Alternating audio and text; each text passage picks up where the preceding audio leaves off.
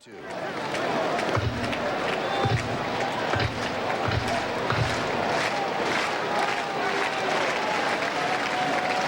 him in the bullpen. Here's Derek Jeter. Slow roller toward third. If it stays fair, it's trouble, but it's a foul ball grabbed there by Batista. You know, you would think a pitcher, Hentgen's won a Cy Young Award in the past, and when you get banished to the bullpen out of spring training and, you know, not complain, he just took his medicine, bided his time, eventually thinking he'd get back in the rotation. It's happened. This ball stays fair. Derek Jeter has a 2-out infield single. Batista would not have had a chance to throw him out.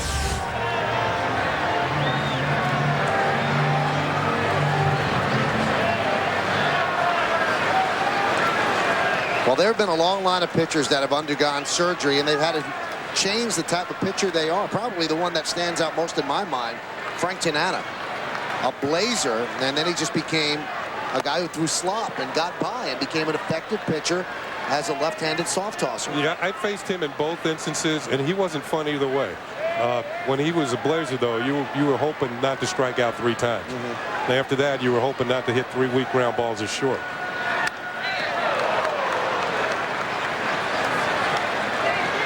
When you have this kind of surgery, you do build up and become a better pitcher, and you can see the numbers indicate that that is happening. A strong July at 2-0, 3.26, and then this month 1-1, 2.86. So he is a work in progress. And when you have that Tommy John surgery, no matter how you rush it, it's still going to take about 2 years for you to get back. And he paints the inside corner with a fastball against Jeter, and then Jeter is down looking, and he goes down on strikes. Yankees go down 1-2-3 against Hentgen. An impressive inning for the Orioles right-hander. So it's the Yankees nothing, and Baltimore coming to bat.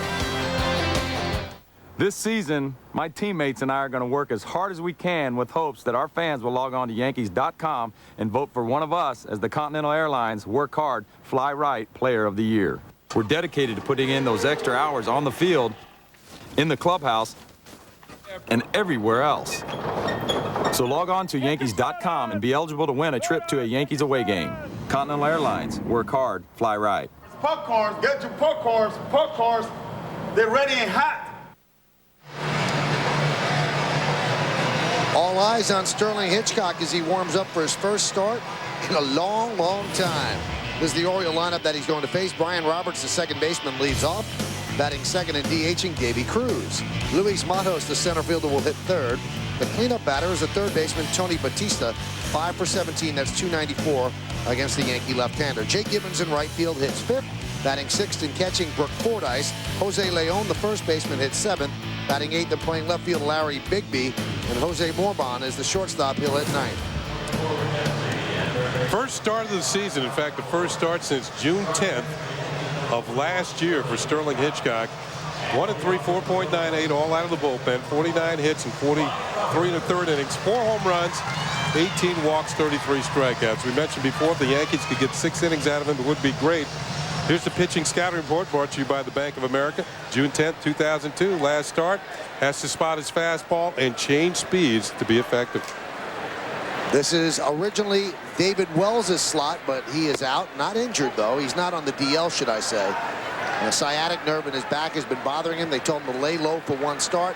He's going to throw on Monday at Yankee Stadium and see if he'll take his next turn. The 1-0.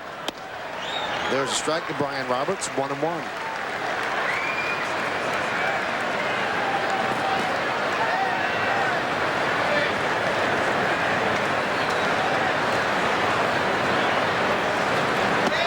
It has not been an easy 2 years for Hitchcock. He had a very strong postseason in 2001, and it was the perfect time for him to have a good postseason. He was becoming a free agent, and the Yankees signed him to a 2-year deal. This is the final year of that deal. Popped up in the infield. Soriano is there, and he'll put it away for the first out of the inning. Let's take a look at the Yankee defense. You know Soriano's at second. To his left is Nick Johnson at first. To his right, Derek Jeter at short, and Aaron Boone plays third. In the outfield, Matsui, Williams, and DeLucci left to right. And Flaherty makes his 23rd start behind the plate. And Hitchcock is on the mound.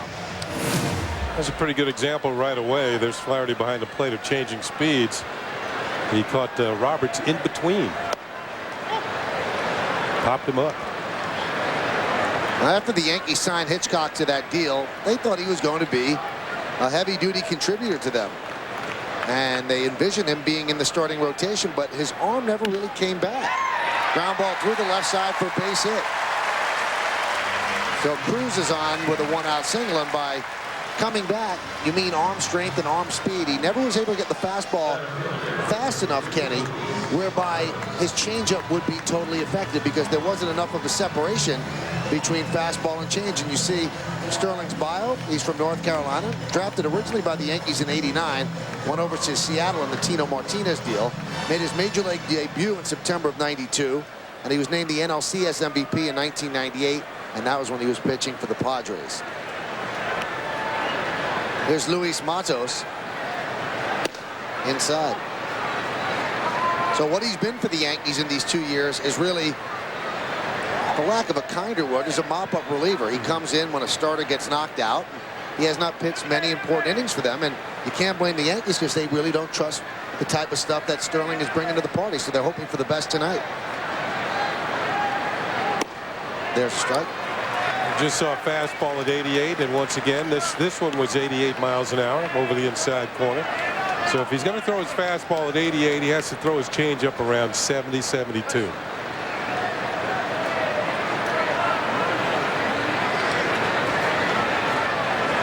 A fastball and a changeup, never the twain shall meet. That one's driven to left center field and deep, giving chase Bernie Williams on the run. He cannot get there. It's one hop over the wall and into the Oriole bullpen.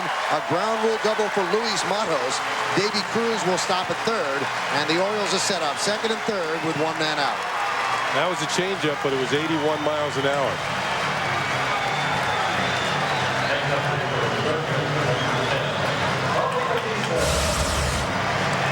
Well, Matos is having a very good year. There's a change, but it did not have much movement to it. Not that down and away stuff, and got good wood on it. Bernie Williams couldn't catch it. One hop on the rubberized warning track, and then over the wall into the bullpen area. Look out. Matos' 17th double of the year. Yankees play the infield back for Batista, and that's a long drive to center field. That'll get the run in. Cruz tags at third. Bernie makes the catch. Cruz will score. Matos also tags. He goes to third. So a sac fly for Batista, his 81st rookie of the year, and the Orioles have a 1-0 lead. Well, Tony Batista has driven in more runs than any third baseman in the league. 81 RBIs now for the Baltimore third baseman. Now here's a guy they were thinking about getting rid of before the trade deadline. The Cubs were interested, but they went to Pittsburgh for Aramis Ramirez. And there's Jay Gibbons, and the pitch is high.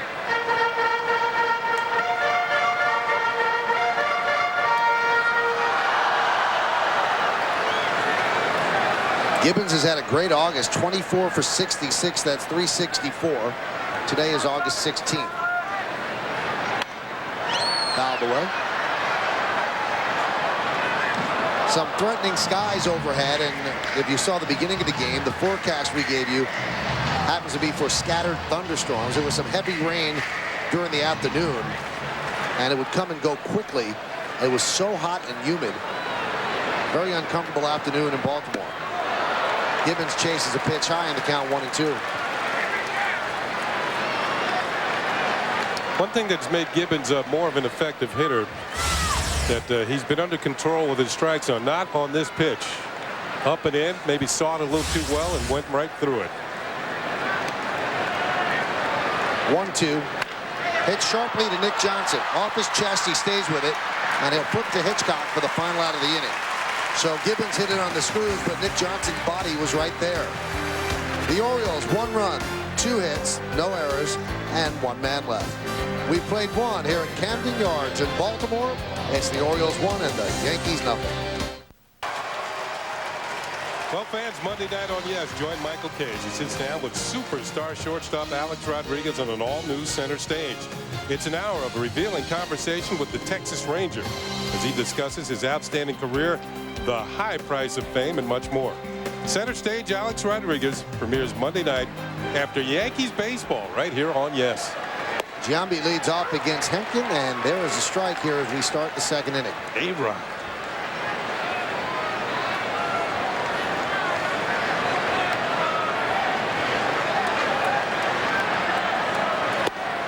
And another strike. Well, we talked about the Orioles, one of the few teams that don't pull the overshift on Jason Giambi. That's not really in effect here. Somewhat of a shift. You see Batista, third baseman, playing at shortstop. More Bono, more through the middle.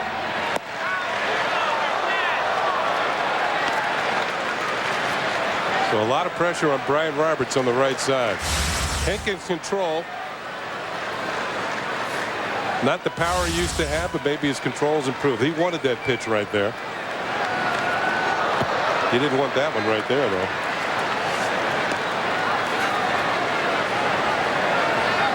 Hentgen combined with Roger Clemens to win 3 straight Cy Young Awards for the Toronto Blue Jays in the 90s. And the year that Hentgen won it, a lot of people thought that Andy Pettitte should have won it. And it was a very close voting, but Hentgen did get the award, and then Clemens won the next 2 years.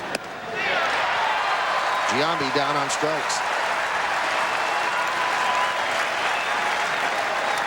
Well, let's see how Hentgen worked over Jason Giambi here, and he struck him out with an 88-mile-per-hour fastball. Starts him out, fastball, little cutter for a strike.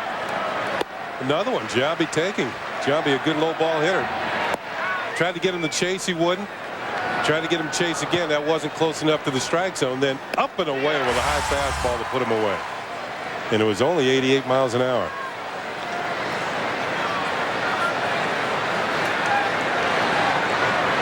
Here's Bernie Williams. And the pitch is high.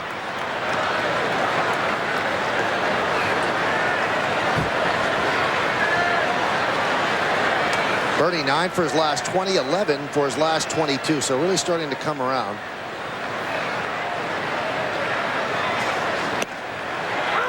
Strike.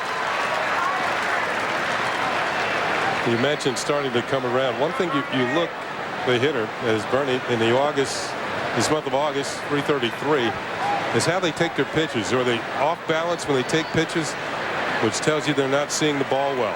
Bernie seems to be on balance with every pitch that comes up there. He takes it high for a ball and it doesn't swing. We know that Bernie, when he's swinging very well, doesn't chase very many bad pitches, and has very stylish at-bats, if you ask me.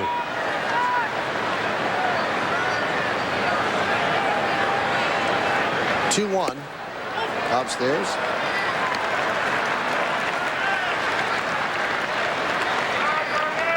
Hentgen won the Cy Young in '96. He was 20-10 with a 3.22.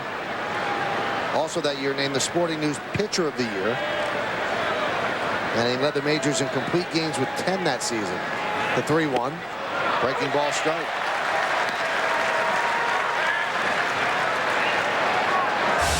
Here's a look at the last pitch, and great time to throw it. Off-speed pitch. Bernie ahead on the count, 3-1. Not looking for an off-speed curveball. Change of speeds by Hentgen to pick up a strike. 3-2 upstairs, and Bernie walks. That's what I was talking about. Stylish at bat. Not going out of the strike zone, willing to take the walk. Tim Cheetah's the third base umpire tonight. Last night he was behind the plate, and he put in such a long day behind the plate on a hot and humid night that his pants were actually soaked down to the ankles. His pants were so wet that in the final 3 innings of the game, he would not handle the baseball and have them rest in his pockets. The baseballs would come from the third and first base umpire toward the pitcher because Cheetah was just too wet in order to handle them.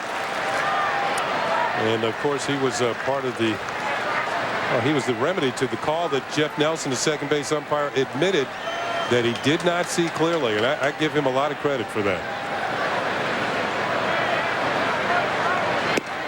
Willie Randolph, Yankee third base coach, immediately went to Nelson and said, what are you doing? That's a home run. And Nelson said, look, we'll get it right. Don't worry. He kind of backed Willie off, and he went to talk to Tim Cheetah, the third base umpire, who last night was behind the plate. And we had the shot of Cheetah looking right down the line. And they eventually got it right. Matsui rips one foul. And after the game, Mike Hargrove, who came out to argue the call, admitted that the call was correct. And he also complimented the umpires. He said they do a great job. He goes, and they did a great job on that, but frustration boiled up, and everybody expected Hargrove to get thrown out. Hargrove has the perfect seat in the first base dugout. He knew it was fair, but you don't want to see a game like that washed away with a 3-run home run, so he had to come out and argue, and that was just frustration bubbling over, not that they got the call wrong. I saw third base umpire Ron Luciano do the same thing on 33rd Street, and it was Dick Williams, the manager of the Angels at the time, who was wronged or thought he was wrong, called the ball a fair ball home run for the Angels and then reversed it. Dick Williams came out. He knew he was going to have to argue. He told Ron Luciano, he said, you know you're going to have to throw me out of the game. Luciano said, I know I have to, but you can have your say. So, from that point on, they began to argue for about 2 or 3 minutes. They knew it was going to happen. After a while, Luciano let him have his say. Said, okay, that's enough now. Dick said, okay, and he threw him out. Matsui, rare, but he chases a pitch out of the strike zone, and he goes down on strikes. That's the 3rd strikeout for Pat Hentgen, and that'll bring up Aaron Boone. So an ejection that was somewhat orchestrated, but Dick Williams thought it was necessary to tell the umpire, you're going to have to throw me out of the game. And he said, I know I will. Pitch to Aaron Boone is low. Aaron Boone is the one who started that whole brouhaha yesterday with that swing. 9th inning against Jorge Julio, and it was a fair ball. Boone couldn't believe when it was first called foul. The umpires got together and reversed it. I asked Boone if that was a weight off his shoulder, and he smiled broadly and said, it was nice. Well, if you look at his total for the year, I mean, his first home run as a Yankee, but it's not like he hadn't hit home runs this year. He's one away from the 20 mark.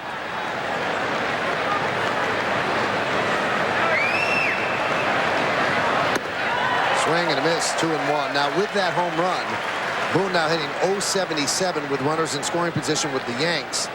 But with the Reds, a .304 hitter in those situations. So he's a much better hitter than Yankee fans have seen. You see his numbers with the Reds, .273, 18 home runs. With the Yankees now, 135 and 1 big home run. Driven out down the right field line, but that will slice foul. Now, it's interesting about last night's home run for Aaron Boone. Even more interesting, his brother Brett homered last night for Seattle in their win over the Red Sox, and it was the 18th time that both Aaron and Brett have homered on the same day in their careers. It's the 4th time this year. Aaron said he got a phone call from his father Bob today.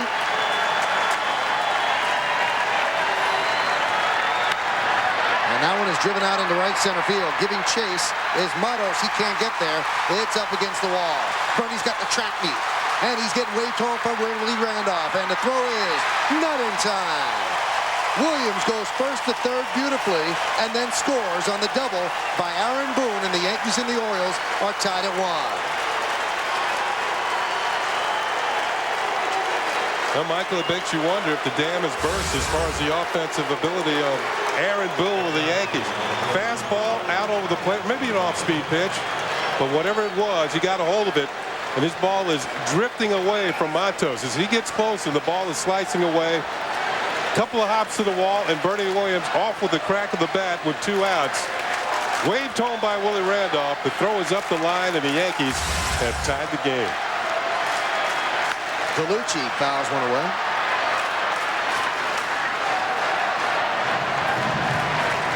So for Boone, his 70th RBI of the season. And so much of this game is mental. And rest assured that although he's not celebrating it outward, that home run yesterday really meant a lot to Aaron Boone.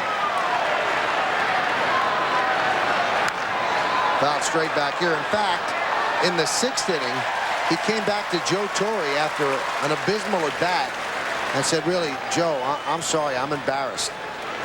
He said, you could take me out if you want. Joe said, don't worry about it. Baseball's a tough game. You'll come around. He says, I have faith in you. And then he came around in the 9th inning with a big blow. upstairs with the fastball. DeLucci 0-2 got visitation rights from Pat Hentgen.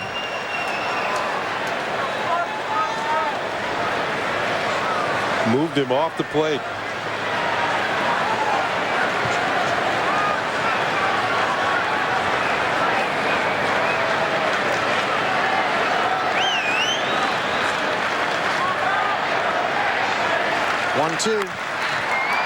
One thing that was impressive about the double by Boone is the way Bernie Williams went first to third and then to home. He was running without reservation, without management, so to speak, and looked like he didn't have any pain in the knee whatsoever. That was Bernie high stepping his way around the bases. Vintage Bernie Williams. 1-2. Goes through the legs of Fordyce, and that allows Boone to go to third. This appears to be a wild pitch, a breaking ball in the dirt. If you're a goaltender in the National Hockey League, this is not what you want. Right through the 5-hole. Red light goes on behind you. Fans are booing, particularly if you're at home. Coaches are looking at, do we need to put in a new goaltender?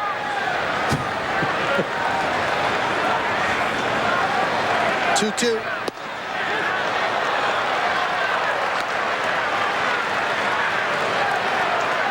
Flaherty's on deck.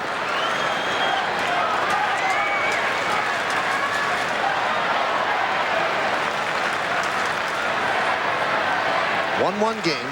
The 3-2. Rounded up the middle. More Bonds there. They just get DeLucci hustling down the line for the final out of the inning. But the Yankees get a run on one hit, no errors, and one man left on base. Bernie Williams is on first when Aaron Boone went to right center field. And look at Bernie running like he didn't have surgery, busting it around the bases and tying the score. Purchase any McDonald's Extra Value Meal from July 29th to August 18th and receive a free Yankees player trading card and score the Yankees game card. Prizes include Yankees tickets, a trip to Yankees spring training, 2004 Yankees season tickets, and much more. Visit participating McDonald's for details. The Mike and the Mad Dog Show is on the road again. Join Mike Francesa and special guests live from Jets training camp at Hofstra University. Get everything gang green with a Jets season preview when Mike and the Mad Dog goes on the road Tuesday at 1 right here on Yes. Come out to Yankee Stadium this Wednesday, August 20th, as the first 10,000 girls 14 and under are going to receive an American Girl doll-size Yankees jacket and cap. And we don't leave the boys out. The first 10,000 boys 14 and under will receive a souvenir batting helmet courtesy of Photoball. For tickets, visit the stadium ticket window, Yankees clubhouse shops. Call Ticketmaster at 212-307-1212 or log on to Yankees.com.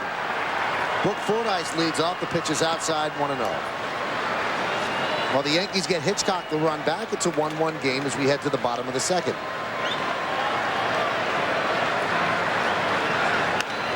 Popped up, left side of the infield. Boone is there. One away. Now yesterday, the Red Sox took the field knowing that the Yankees had beaten the Orioles come from behind, or maybe they were on the field in the first inning. Well, now the Yankees take the field knowing that the Red Sox behind Pedro Martinez beat the Mariners 5-1.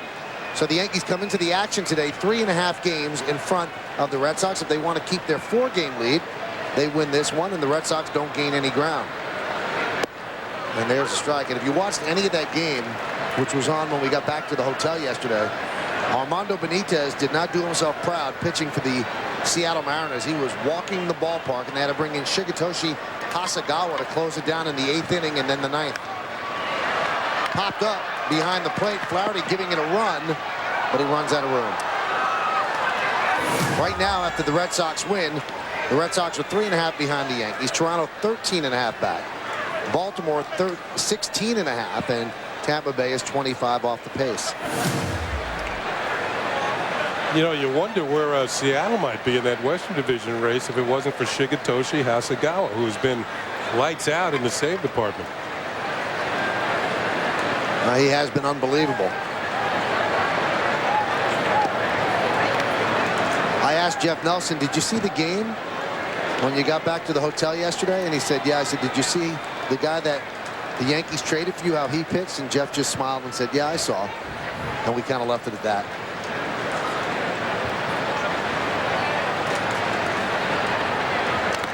I still think that Armando Benitez is a guy who can really help a team. All you have to do is get him straightened out upstairs. He's got an unbelievable arm at 98 miles an hour. But I don't know if he could set up, and I don't know if he could pitch 2 innings, because it was the second inning of work yesterday where he ran into trouble. But he's not giving anybody enough faith to have him close. And the reason being control. You start walking people, it's an invitation to a loss. Right. Particularly when you're in the 8th and 9th inning. When he started walking the ballpark, the Mariners had an 8-4 lead over the Red Sox, but they held on to win that game. 2-2. Just got a piece. A nice change of speed by Hitchcock on that. Leon had kind of a weak swing. Hitchcock has had just enough fastball to get the hitters to pop up inside. He's gotten 2 pop-up outs, and there's your changeup, where Leon was well off balance. So the changeups are a way to right-handed hitters. The fastball, just enough of it, is inside. 2-2. He struck him out. Ball is dropped, so Flaherty trying to get an angle, but they say no. He did not have to tag him. So it's a strikeout. The first one for Hitchcock, 2 away. He doubled up on the changeup. Either a change or a splitter, and you can see Leon well out in front. There's the tag for the out. One thing Hitchcock said that was kind of humorous when he was told that he was going to start. He said, well, I kind of have forgotten how to pitch out of the windup. And that's why he's working from the stretch. He said, I just don't practice out of the windup because when I come in, it's in a relief role, so I'm just going to do it out of the stretch.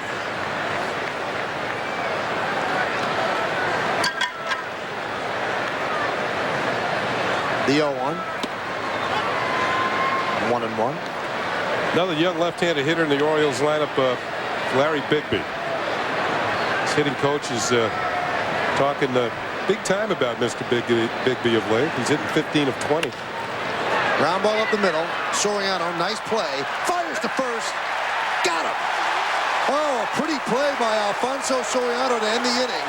And Mike Hargrove will go out to argue. First base coach Rick Dempsey already there, and Hargrove takes over the argument. You decide. A great backhand stab by Soriano. He fires off balance. Did he get him? Tough to tell. On an all-new Yankeeography, the legend of Louisiana Lightning, Ron Guidry. I've never seen a pitcher dominate one season the way he did in '78. Thurman wouldn't even put a sign down. He would just go. Yankeeography, Ron Guidry, premieres Tuesday at 10:30, only on Yes.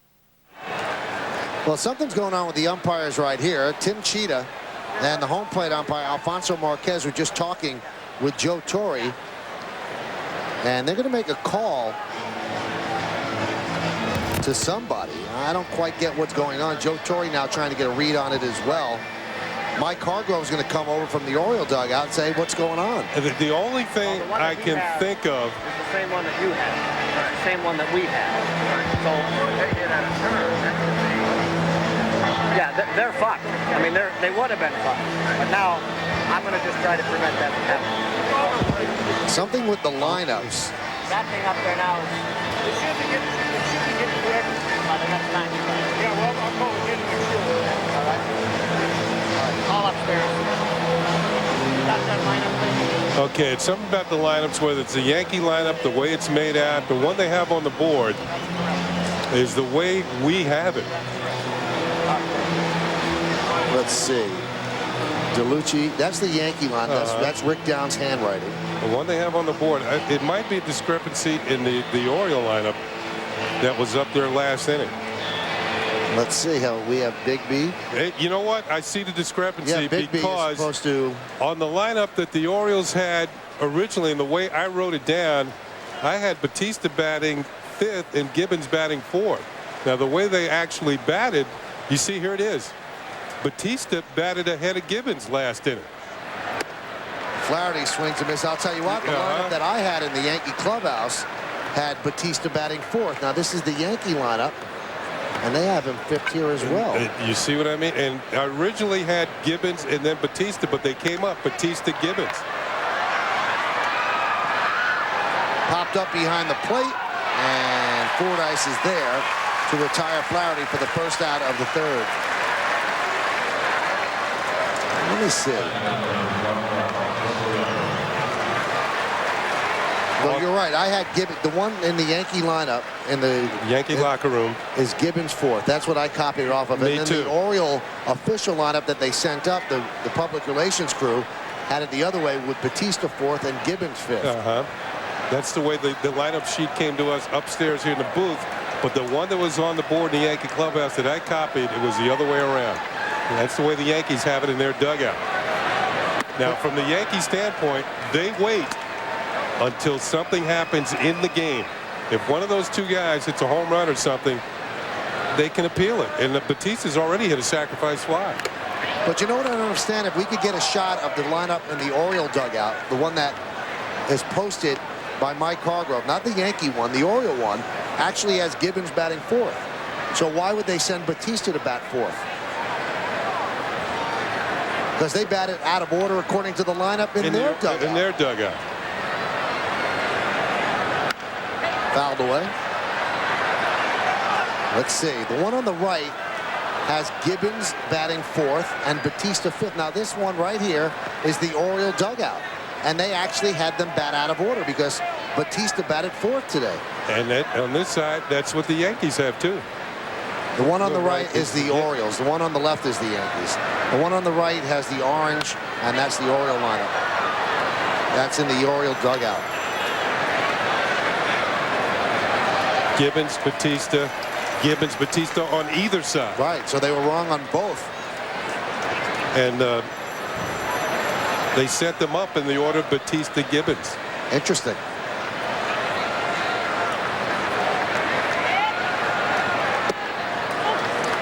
And that lineup confusion actually did not allow us to show you that play at first base, and you'll be interested to see the play that ended the bottom of the second inning. A great play by Soriano was not quite as the umpire saw it. Another thing too, though, Michael, those cards that are listed in those are not the official lineup. The official lineup are the ones that are handed in home plate. Now those might have had, as we look at the play here, and the play is very close, and it appears that Bigbie might have beaten the play, and the Orioles had a beat. But the fact is he was called out. But we'll get back to those lineups in just a second. That one's driven to right field and deep. Going back is Gibbons on the track, 2 away. The official lineup cards are handed in the ceremony at home plate prior to the game. Now those lineup sheets that both Joe Torre and Mike Hargrove now have are exchanged at home plate, and those might actually have Batista fourth and Gibbons fifth, as opposed to the other way around. Now those are the ones that really mean something, not the ones that are in the dugout right now. Right.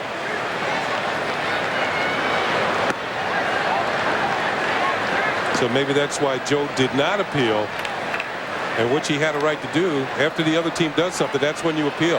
Hey, they're out of order, and then all of a sudden somebody's out there and they don't get the run. Now, as a courtesy, the manager of the other team will send you a lineup before the game, and that's why you can make out that big lineup card that's in the dugout.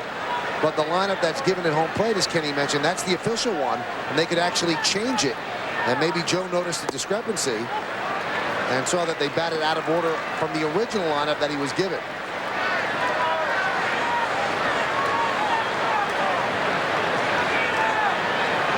You know what will be really interesting is see what they put up on the scoreboard when the Orioles come to hit in the bottom half of the inning. There's a strike to Johnson, 3-1.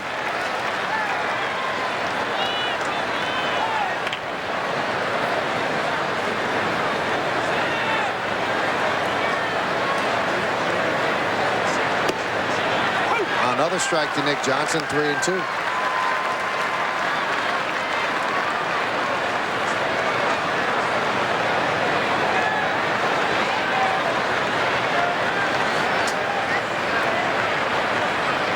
And the 3-2 pitch. He is so patient at the plate. 2-out walk.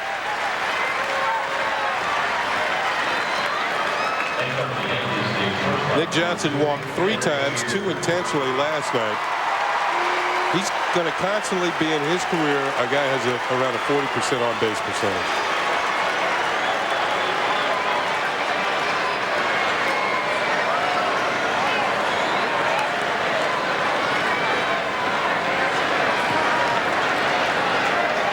Here's Derek Jeter, struck out looking inside fastball in the first inning.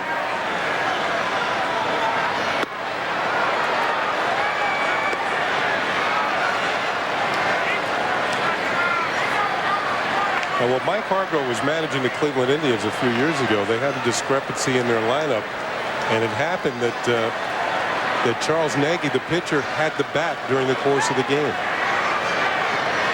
They lost a position player because of it. The 1-0. There's a strike, 1-1.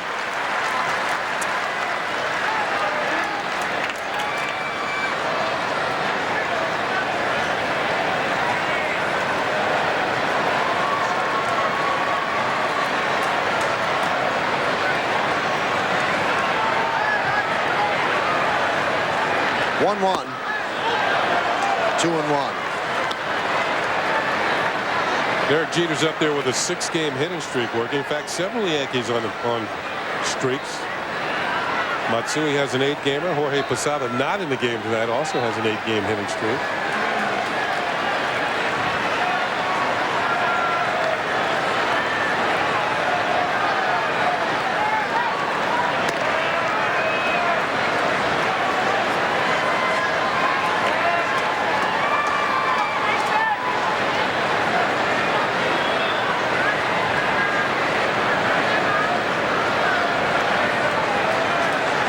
During the streak, 8 for 27, 296. 2-1 is fouled away, and it's 2-2.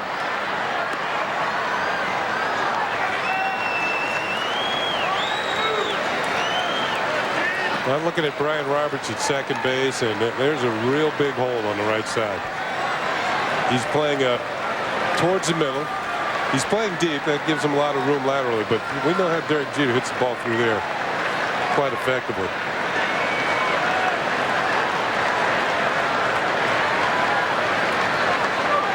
Two. Foul back.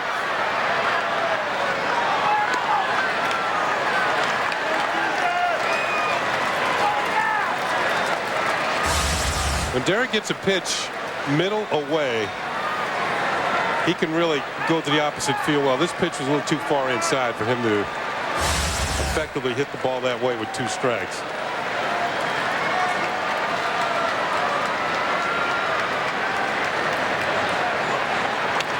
Foul back.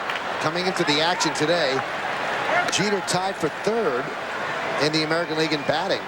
Tied with Milton Bradley, who's on the DL right now of Cleveland. Ichiro at 342. Bill Miller of Boston 325, and then Jeter and Bradley were tied at 321. Right now Jeter with his 0 for 1 is at 320.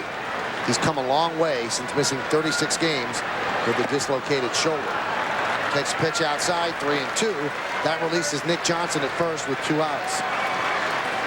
They're the leaders coming into action today. We don't know what Garciaparra did just yet in that game against the Mariners, but this was action including yesterday. Did you see Ichiro's grand slam last night? After Bill Miller missed the pop-up? If you're a third baseman, you miss a pop-up and the guy hits a grand slam, you want to dig a hole and just, or either that or crawl underneath the bag at third. Runner goes, 3-2, foul back. Boy, is Jeter hanging tough. Well, we mentioned the fact that he's had some success against Hentgen in the past, and that means that Hentgen cannot really blow it by you like he used to, but he has to make effective fastball pitches by throwing to the quadrants of the strike zone. Up and in, up and away, down and in, down and away. Keep it away from the middle because he can't get it by anybody in the middle of the plate.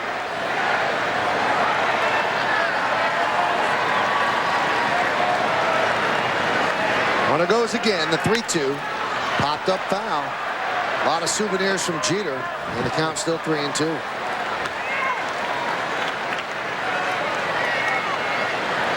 There's so many Yankee fans from New York and so many kids in the Yankee Hotel this weekend that it's almost like they're playing a game of Where's Waldo and Jeter's Waldo. Yeah. These kids are on the elevator all hours of the night, and they're just looking for Derek Jeter, trying to catch a glimpse of him.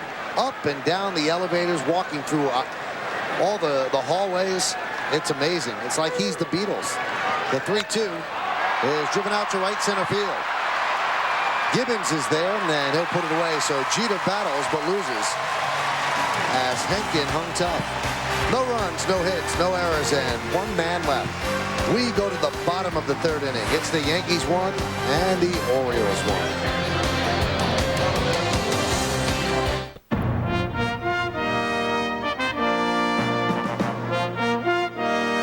The New York Yankees, the world's most successful sports franchise, are celebrating their historic 100th anniversary in 2003.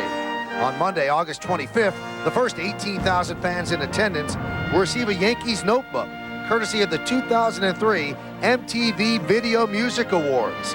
Come out to Yankee Stadium and join in the celebration of 100 years of greatness.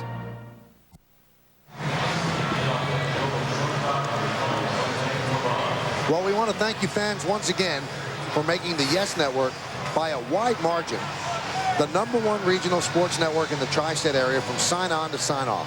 For the Yankees, the Nets, and Manchester United, plus Center Stage, Yankeeography, and more, the Yes Network is your home of champions, and a grateful home of champions. We thank everybody that tunes in on a regular basis, because we have not been around that long. And the fact that you have made us part of your day, that makes our day as well. Pitch to Morban is outside, 1-0, as we start the bottom of the third.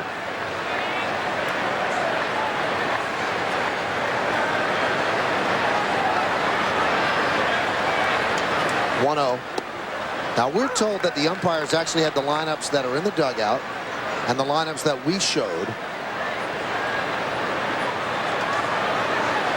And incredibly enough, the lineups on the board are still in the order in which they have it in the dugout, but not the way they batted. These two are reversed. Batista batted 4th and Gibbons batted 5th the first time through the order. I'm surprised they still have it up like that. Now, we're told that the Yankees had to say it immediately after it happened. They could not hold the card like a trump card up their sleeve and say, okay, they batted out of order in the first inning. They had to do it right away. They did not. And let's see how they come to bat now. Do they keep it the same order, or do they come to bat the right way? That one's drilled deep to left, way back, and that ball is gone. A home run by Morban, and the Orioles lead 2-1.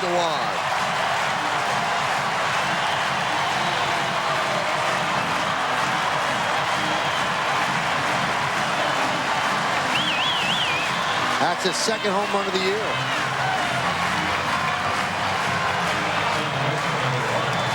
Now, Morban's first major league hit this year was a home run on April the 19th. This is his second major league home run. Fastball in, he turns. He has sat on the bench for most of the year. The Orioles do think he's going to be a good player. And the pitch to Roberts is inside. You know, now that I'm looking down at the scoreboard, or the scorecard, an interesting note here, Ken. If the Yankees had noticed it right away, they would have taken the Oriole run off the board. Yes, they would have. So an oversight by the Yankees actually cost themselves a run. A run that would have been taken off the board because Batista would have been out, and there would not have been a sac fly by Batista. So that's a costly oversight.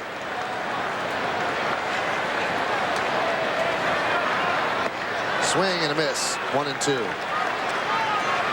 Good sharp breaking ball by Sterling Hitchcock to Roberts. Yankees did a good job of shutting down Roberts last night and kept them off the board. The hit department broke a 4-game hitting streak.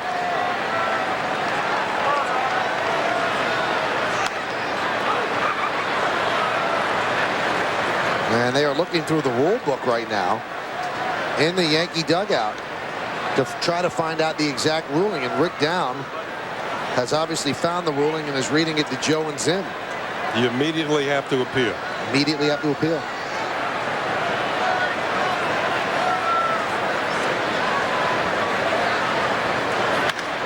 Grounded left side. Backhanded nicely by Jeter. Sets, fires, got it. One away. That was a nice play. Roberts runs very well. Jeter didn't panic. Didn't labor going to his right to come up with a hot shot and then delivered a strike to first base. Watch the good plant to the right foot and a strong overhand throw to pick up the out. He made it look easy, but it was not. The pressure was on with Roberts going down the line. And the pitch to Davy Cruz is a strike.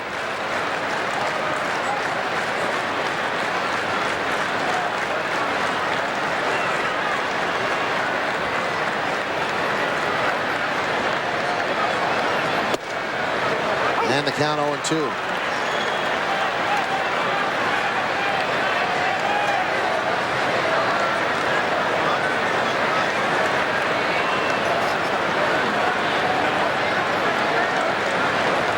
Swung on and missed. Good changeup, and Davy Cruz down on strikes. That's the second strikeout for Hitchcock. Two-away here in the third. That'll bring up Matos. Well, you see Matos coming to the plate, but you also see Gibbons in the on-deck circle. Amazing. So the Yankees did miss a chance to take a run off the board. And the Yankees have actually, now they have it wrong. They have Batista batting fourth, and they should have stayed with Gibbons because Gibbons is on deck. And the Yankees did miss a chance. And it's a costly chance. Who knows how the game's going to end up? Maybe that run doesn't mean anything. But Matos is up at the plate right now. He's the number 3 batter in the lineup. And there's a fly ball to deep center. Going back, Bernie Williams. He's there, and he makes the play on the warning track just to the right of dead center for the final out of the inning. But the Orioles take the lead. 1 run on 1 hit. A home run by Jose Morban.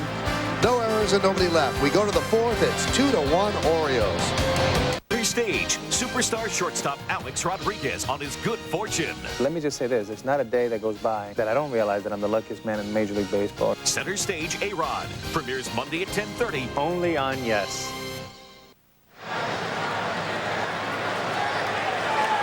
We go to the 4th inning. Pat Hentgen has thrown 67 pitches through 3 innings. He can't keep up that average of about 20 pitches an inning, but he deals to Jason Giambi, who hits one deep and foul to right field. Way back. And almost out of the yard.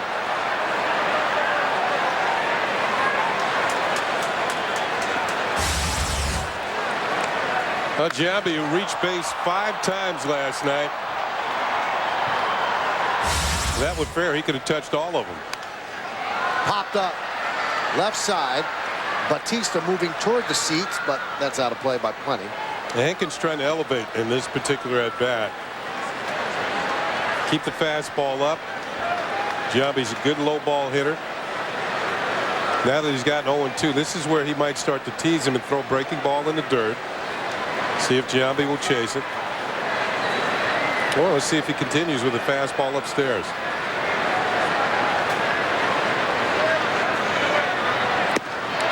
Swing and a miss, and Giambi down on strikes.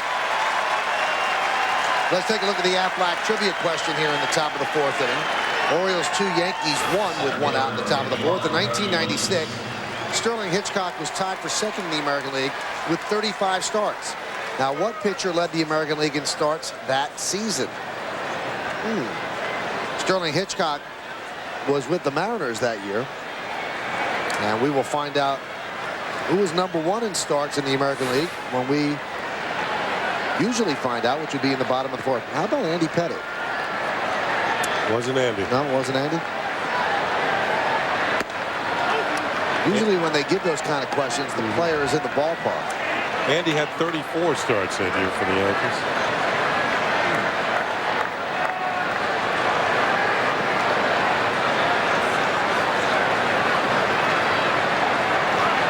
The 1-0 to Bernie. There's a strike. Hentgen's thrown 72 pitches and just 1 out to the 4th. 43 strikes and 29 balls. So a guy coming off elbow surgery, they're not going to push him that far. He might not be around that long. Hit sharply and through the right side for base hit. Bernie has got his stroke back. Gibbons gets the ball in, and a one-out single for the Yankee center fielder. You know, before each ball game, they hand out lineup sheets in the press box area for the writers and the electronic media, and this is the one they handed out prior to the game, and it had Tony Batista fourth and Jay Gibbons fifth. Well, all the other lineups that we've seen, they've been reversed. Well, the lineups that Kenny and I copy, those are the ones posted in the Yankee clubhouse, and that had it the other way around with Batista batting fourth and Gibbons batting fifth. And that's the lineup that's sent over from the Oriole dugout. No, it's the other way around. Yeah. They had Gibbons batting fourth and Batista batting fifth. And that's the one we wrote down. And that's obviously the official one, not the one they hand out to the media.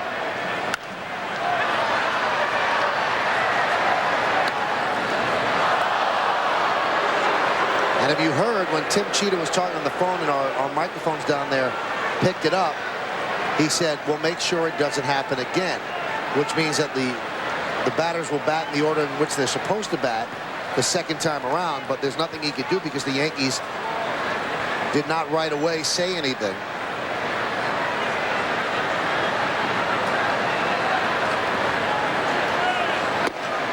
Now, if you have a rule book at home, and if you'd like to check it out, it's Rule 6.07. And the rule, in effect, says you must appeal before the pitch to the next batter is, or the batter is legal. And that's exactly what happened. The Yankees did not appeal till after the inning was over, so the batter is legal. There's nothing they could do about it. They missed a chance to take the run off the board. Now, what we were talking about, like you could hold it a trump card. If nothing happens and they keep batting out of order, then you can let it go, and then when finally something does happen, then you can say, well, wait a minute, they batted out of order, so you could just wait till that happens where it benefits them, and then you could make it benefit you. So that's Rule 6.07 in the Major League Rulebook. And we're going to see who bats in the next inning. Long fly ball, left center field. Matos is there. 2 down.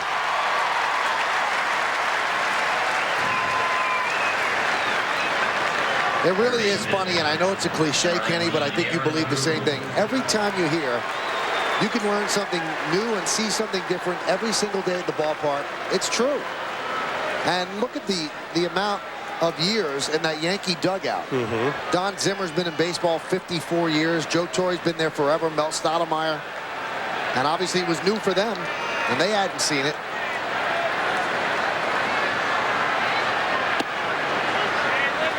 Now, it doesn't make it right that they didn't know the rule, because it cost the Yankees a run. But we'll see how it plays out toward the end of the game. If that run is, in fact, a big run, then that will be something that will really be looked at, and looked at with a somewhat jaundiced eye. The 1-0 upstairs.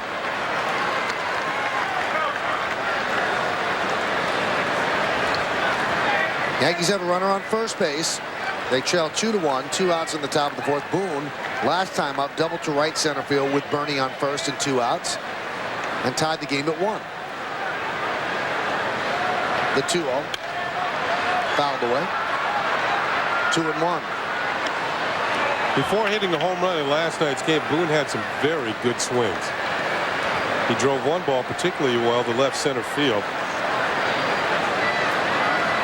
And I mentioned before, sometimes you can see a hitter just emerging from one of those streaks of not hitting. Ball starts to come off the bat a little bit better. 2-1. Driven down the right field line, giving Chase Gibbons going to be a tough play, and that's a foul ball. Gibbons could not get there, but it fell foul, and the count levels at 2-2. Joe Torre on last night's win said that's storybook stuff. With Matsui's catch last night and this tonight, it's a good sign. I don't know if we can make it into something, but it's a nice feeling. And after Matsui's catch on Thursday, Joe is quoted as saying, that's the type of play that can get a team off on a long winning streak. So now it's 2 games in a row.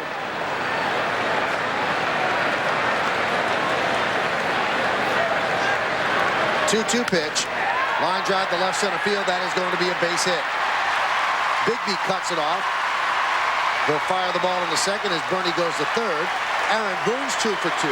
He's 3 for his last 3 dating back to last night. And the Yankees have runners on the corners and 2 outs.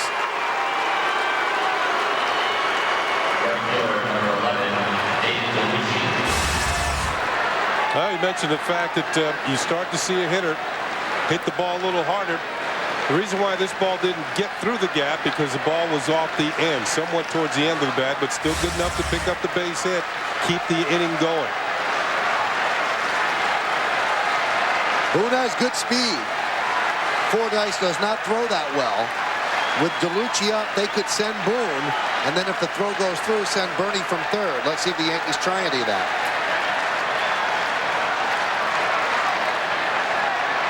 Pitch to DeLucci is a strike.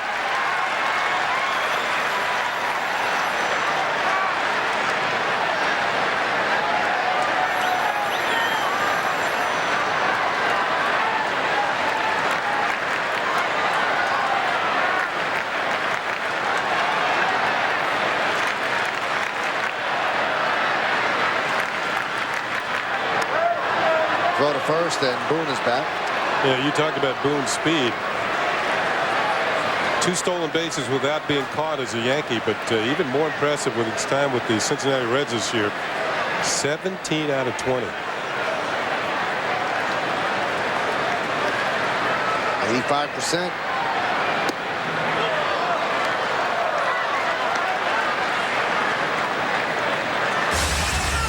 We talked about Hentgen's breaking stuff and how effective it has to be because his fastball isn't what it used to be. Sharp break on that one, just too much breaking out of the zone.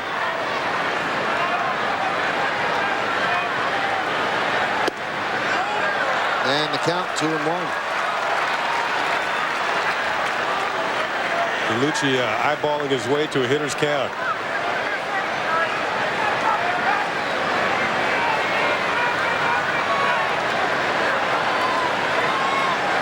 Bernie's at third. Boone is at first. 2 outs. 2-1. Yankees trail. And that's the old Jeff Nelson move. Fake to third, but a throw to first. Usually Jeff fakes both ways.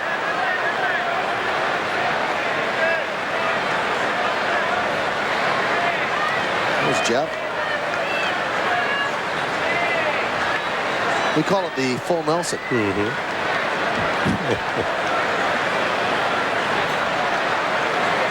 Jeff has made it known through his agent that he would like to negotiate a contract with the Yankees. He's a free agent at the end of this year, and he said he wants to be here. But the Yankees don't historically negotiate contracts during the season, and Jeff said, I'll wait, but I just want them to know that I'd like to get it done.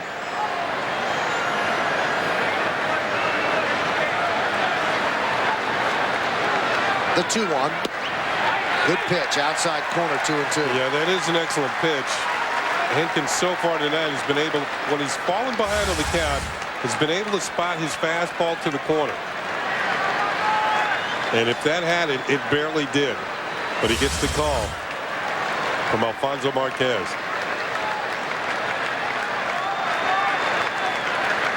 2-2. Driven down the right field line, but that's a foul ball. DeLucci knew it, didn't even leave the batter's box.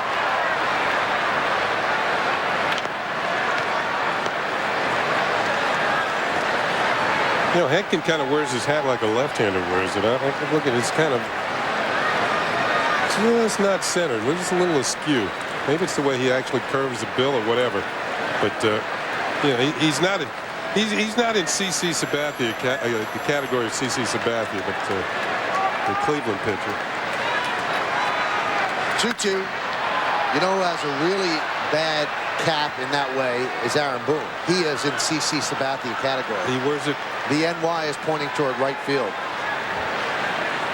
Obviously, with him on first base now, the helmet's straight. Well, we can check that out next half inning. It is quite askew.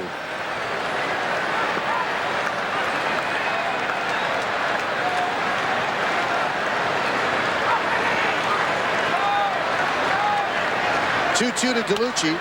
Grounded foul outside of third. He's battling Hentgen.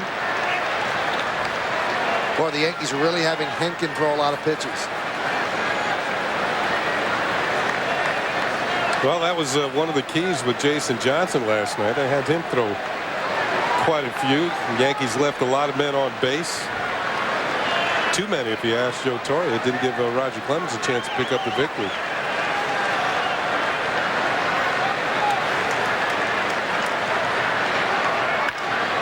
High fly ball center field. Hentgen will win this battle. Matos there, and he'll put it away for the final out of the inning. No runs, 2 hits, no errors, and 2 left. In the first inning, Batista batted 4th. Gibbons batted 5th. Which way will they bat? In the bottom of the inning.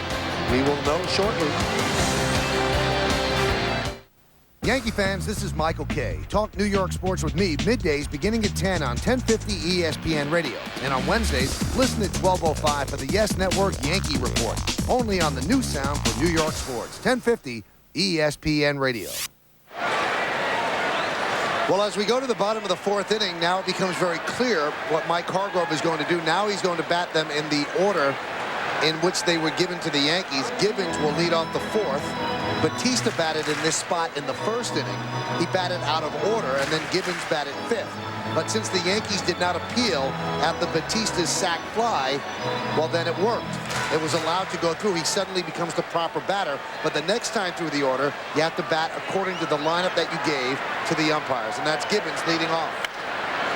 That's a high fly ball to shallow left. Backing up is Jeter. Coming in is Matsui, 1 away. Well, it certainly plays havoc with your scorecard. Now here comes Joe, and he's going to appeal. What Joe's saying is, listen, if you allowed them to bat that way in the 1st, then they should bat that way right now. They should not have to flip-flop. And here comes Tim Cheetah, who is the crew chief.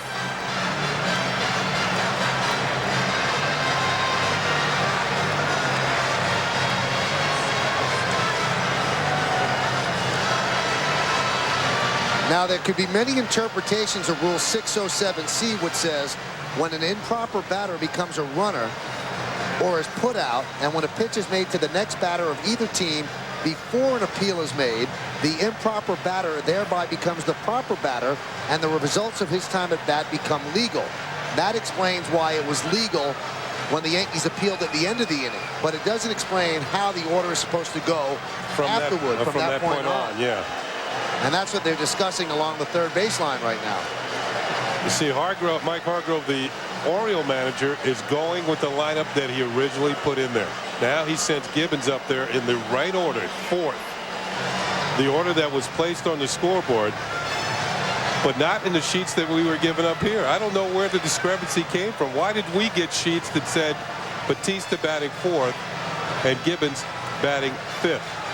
And those sheets, which are printed by the PR department, they received the lineups from downstairs. So somewhere in the translation, either the umpires got the wrong lineup or the PR department got the wrong lineup. Now, is that an umpire's hand going over the... No, that's Rick Downs still reading the rule book. And the way the rule book is written, it is somewhat up for interpretation. Now, Joe has been told exactly what the umpires think. And what they think is that you have to pick up the order the proper way. Now, there's the rule. The one we were talking about, C. So the improper batter became the proper batter because the appeal wasn't made right after the at-bat. And now they go back to the way it is on the legal lineup card that the umpires got. And so Baltimore gets their run. Here's Tony Batista is outside. Now, to be honest, if the Yankees lose by 1 run, then a lot of the microscope is going to have Joe Torre on the slide because he did not appeal when he was supposed to appeal. But then that's only if the Yankees end up losing this game by 1 run. Then that 1 run, which would have been taken off the board, becomes very, very large. So now the Yankees will switch back to the lineup they had, and that's the way it will go for the remainder of the game. Pitch to Batista is fly to left field. Coming on Matsui on the run. He makes the play, 2 away. Let's take a look at the Aflac trivia answer. We gave you the question in the top of the 4th inning, and now we'll find out that answer. We really could not guess. In '96, Sterling Hitchcock was tied for 2nd in the American League with 35 starts. What pitcher led the AL in starts that season? We don't know. We'll find out right now, as you do. Mike Messina with 36 starts for the Baltimore Orioles. And Mike Messina will start tomorrow's series finale here at Camden Yards. There's Brooke Fordyce, and the pitch is outside. Nice how we tied that all together. Get a little promo for tomorrow's starters. You find out a trivia question and answer. Boom, right there. Nice little bow on it. You know, sometimes these printed sheets make their way to the clubhouse, and I'm wondering if Batista saw it and just thought, you know, I'm batting 4th. Right. And just went up there in the 4th spot. And also, Kenny, with a left-hander batting, it makes sense that Batista's batting 4th and Gibbons is batting 5th. But Gibbons is hitting much better lately, and that's maybe why he got a shot in the 4th spot tonight. Against the lefty. Yeah. That one's driven deep to right field. Going back to Lucci, and he's going to look up and see it go over the wall. Nope. Let's see how they call it. The first base umpire, Mike Victor, has his hand in the air. Now he signals home run. So it hit off the top of the wall and then dropped back down onto the field, and it's a home run by Brooke Fordyce, and the Orioles now lead 3-1.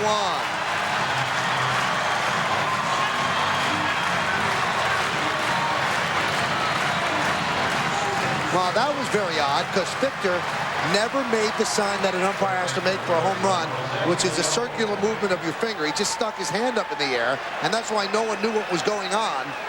And then Fordyce was standing on second, and he made the circular motion, and then Victor did as well. So it's a home run, and the Orioles lead 3-1. Very odd game so far tonight. 5th home run of the season for Brooke Fordyce, who is more or less taking over the role as the #1 catcher.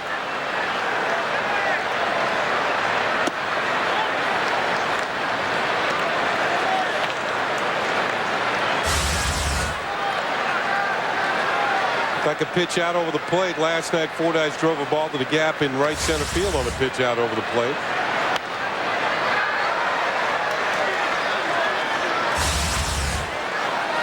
There's a fan up there who thought that they had a souvenir. Oh.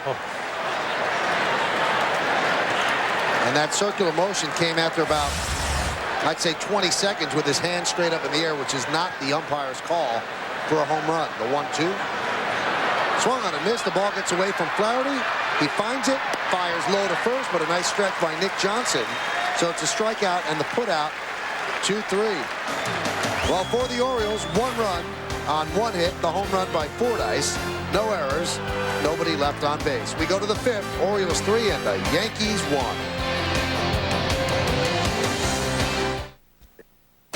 I'm Fred Hickman, the studio update brought to you by Nissan and your Nissan dealer. Well, if the Yankees want to keep that lead at 4, they'll have to hustle. Red Sox and Mariners early today, top 3 on the corners. David Ortiz with a double to the gap in right center. The Red Sox win at 5-1. Pedro Martinez career record versus the M's, 11-0. Right now, according to Rule 807B, back to Michael and Kenny. Well, that's a rule we follow. Thank you very much. We know what order we're supposed to do it. And Flaherty just hits one deep to left, way back. Bigbie looking up. See ya! A solo home run for John Flaherty, and the Oriole lead over the Yankees now 3-2.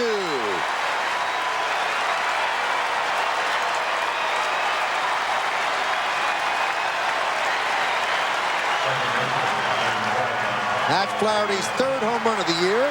It came on a 1-0 pitch, and it pulls the Yankees to within 1.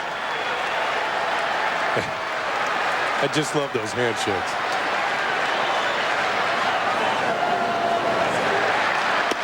Breaking ball to Soriano is a strike.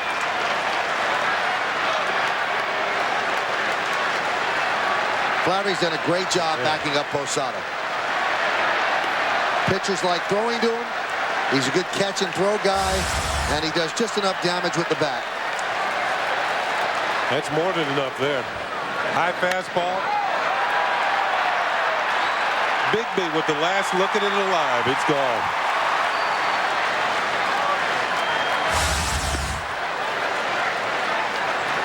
And the pitch is low, 2-1. That looked like the left field seats at Yankee Stadium, didn't it? Whole ballpark looks like Yankee Stadium with green seats. A lot of Yankee fans here. That's why it's sold out. The 2-1. Popped up. First base side, Leon makes it a very tough play, one away. With Jeff Conine and David Segui out. Conine has a problem with his elbow, and Segui is on the DL with a bad wrist. They really don't have a first baseman. Leon looked like a guy trying to field the bunt with the defenders coming down upon. Don't want to fumble. And the pitch to Johnson's a strike.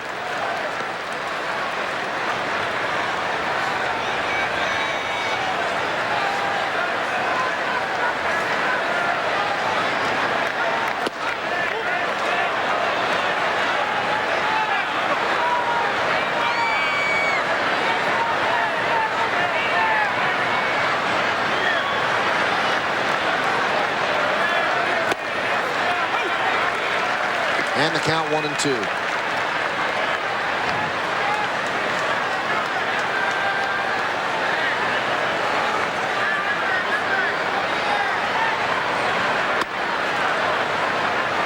Johnson's the type of batter, Kenny. When he has 2 strikes, you don't feel like he's behind in the count because he's got such an unerring eye at the plate.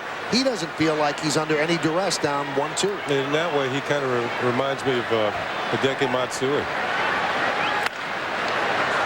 He'll foul off your tough pitch, and then he'll take it just off the outside corner and the inside corner. He's got such a good eye. Yeah, that was a cutter. Only thing he could do with it was pull it foul, but one thing he did do with it, he hit it hard. And we'll see what Hentgen does. Last few pitches have been in. He's got Nick inside conscious. Let's see if they go away. Yep, that's what I thought. And that is rifled into center field, but Motto's right there. 2 away.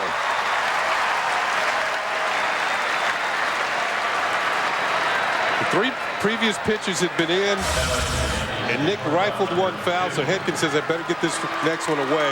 And he didn't quite get it far enough away. In fact, it was up. Nick hit it well, but to center field.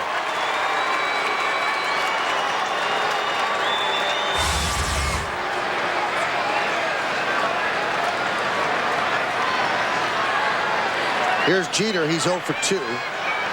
Yankee captain struck out looking in the first and fly to right after a long battle with Hentgen in the third. Ground ball up the middle and through for base hit. So Jeter with a 2-out single. That brings up Giambi. Jeter extends his hitting streak to 7 straight. And also his 1,500th career hit. I wonder if the Yankees will get him that baseball.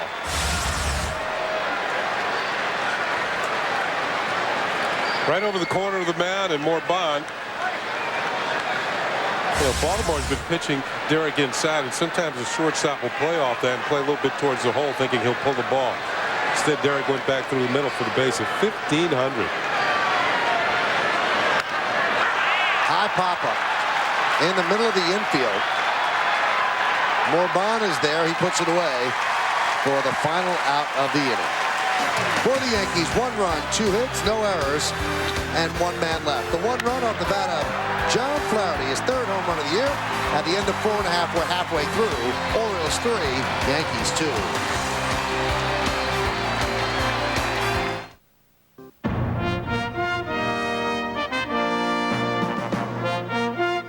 Commemorate a century of baseball excellence with 100 Years, the official retrospective of the New York Yankees. From Murderers Row of 1927 to the modern dynasties, here is an inimitable portrait of America's team. Just $50 at Yankee Stadium or by calling 1-800-GO-YANKS. Also available at leading retailers nationwide.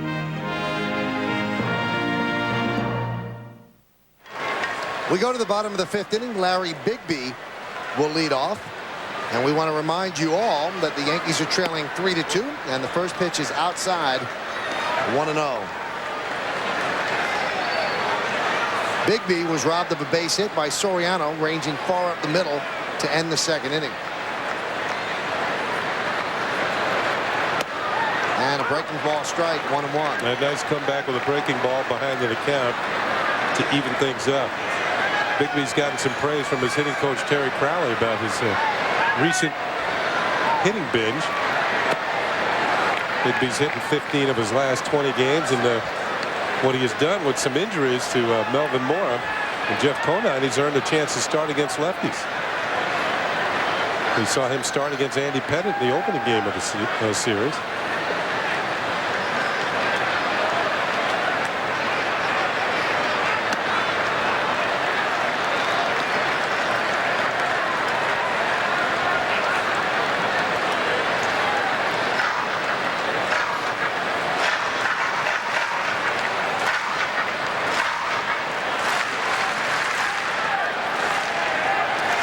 And the 3-1 pitch. High fly ball. Right center field. Bernie Williams is there. 1 away. Tomorrow night, the Staten Island Yankees return to Yes when they battle the Marlins single-A affiliate Jamestown Jammers. Join Bob Papa and Bobby Mercer as they call all the action live from Richmond County Bank Ballpark. The Jamestown Jammers versus the Staten Island Yankees. Tomorrow night, starting at 5, right after Yankees baseball, right here on Yes.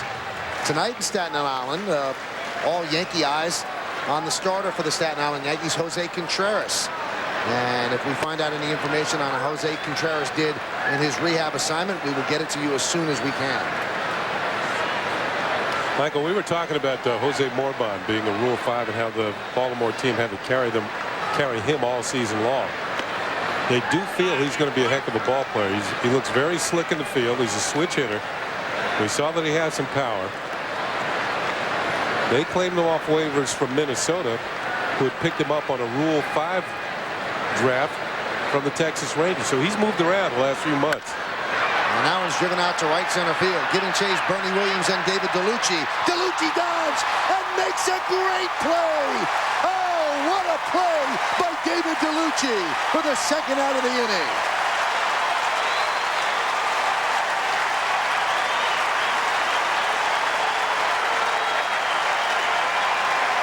He has made a couple of spark runs since joining the Yankees. Yeah, he gives up the body here at deep right center field. On the move, lays out, comes up with it. Morban had tripled on his mind until DeLucci's glove got in the way. What a play by David DeLucci. And you can see the scar on his forearm on that rubberized warning track in the outfield. Man, what a play. So 2 down here in the 5th, and that'll bring up Brian Roberts.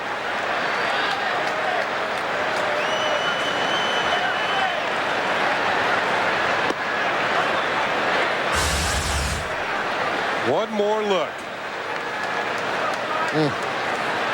That's when the rubber meets the road. Oh, my goodness.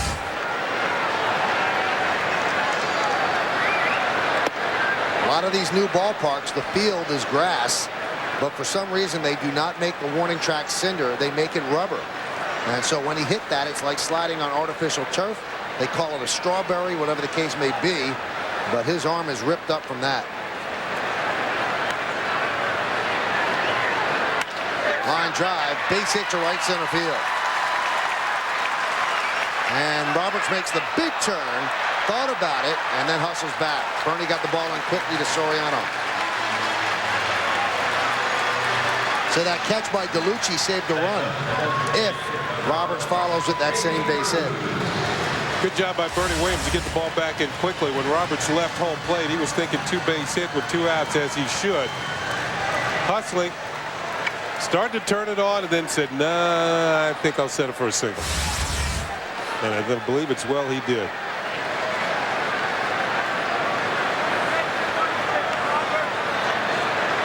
Roberts leads off first. They haven't picked off.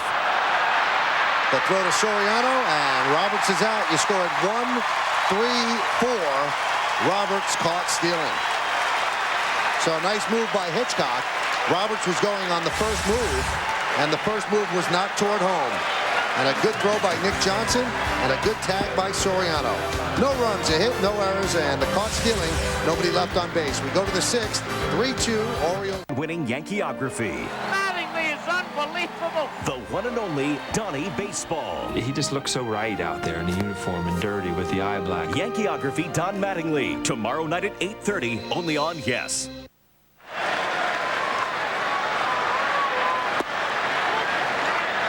Bernie Williams leads off, and the first pitch to Bernie is inside 1-0. Bernie's had a perfect night, walked and scored, and then singled to right.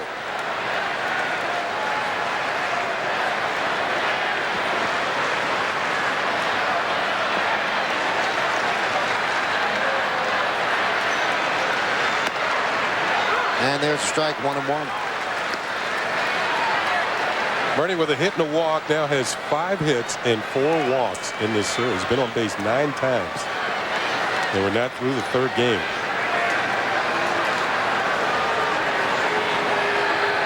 One upstairs, 2-1. And we mentioned how well Bernie is hitting this ballpark.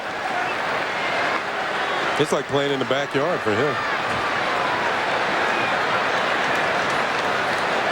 I think every kid hits fantastic in his own backyard. Home field advantage. Yeah. Woohoo. Hentgen has thrown 109 pitches. His high this year is 116. He averages 99. Incredibly, over the first 5 innings, Sterling Hitchcock has thrown just 61 pitches. And at this point, he's probably given the Yankees all they could have hoped for. He's kept them in the ball game 5 innings. He's got more pitches to give them. He might get through 6, maybe 7. Strike 3, outside corner. Bernie down looking.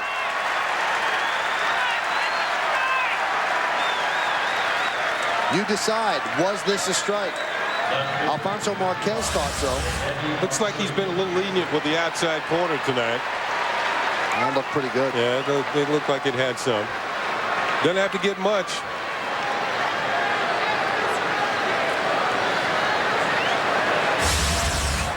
Here's Matsui. He's 0 for 2, struck out and fly to center. Yesterday, Kenny spoke with Yankee bench coach Don Zimmer, who said that he felt that Matsui was the MVP of the team. And I asked Matsui about it today, and Kenny, he was so embarrassed. And he just seemed thrown by it. He goes, I think he was kidding. I said, no, he wasn't kidding. He was being dead serious. He goes, well, I'm very flattered, he said, but everybody on this team is the MVP, not just me. But he seemed like he was actually stunned that somebody would think of him in those terms. But if you look at him, he's played every single game. When Bernie was out, he played a very credible center field. He's given the Yankees, I think, more than they thought defensively. And while he has not had the home runs that he had last year, the production's there, good at bats, hitting around 300. There's strike 2 and 2. And he's on pace to drive in over 100 runs.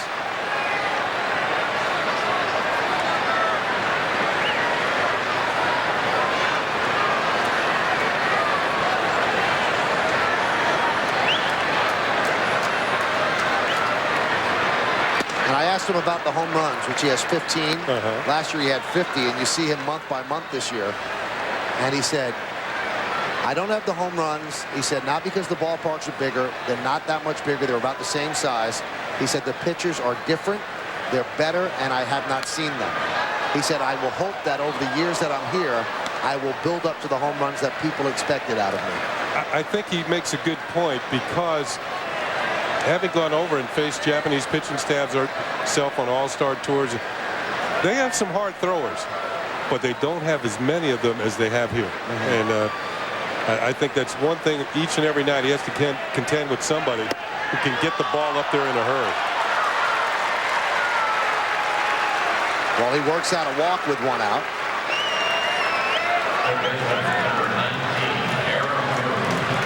Tuesday night at 10:30 on Yes, go inside the pinstripes with a look at the life and career of Yankees legend Ron Guidry on an all-new episode of Yankeeography. The owner of one of the single greatest seasons in baseball history, you'll find out the whole story of Louisiana Lightning, who will be honored in a ceremony at Yankee Stadium a week from today, which you can also see right here on Yes. Yankeeography, Ron Guidry, premieres Tuesday night at 10:30 after Yankees baseball, and that's only on Yes. Here's Aaron Boone, 2 for 2. And the pitch is outside.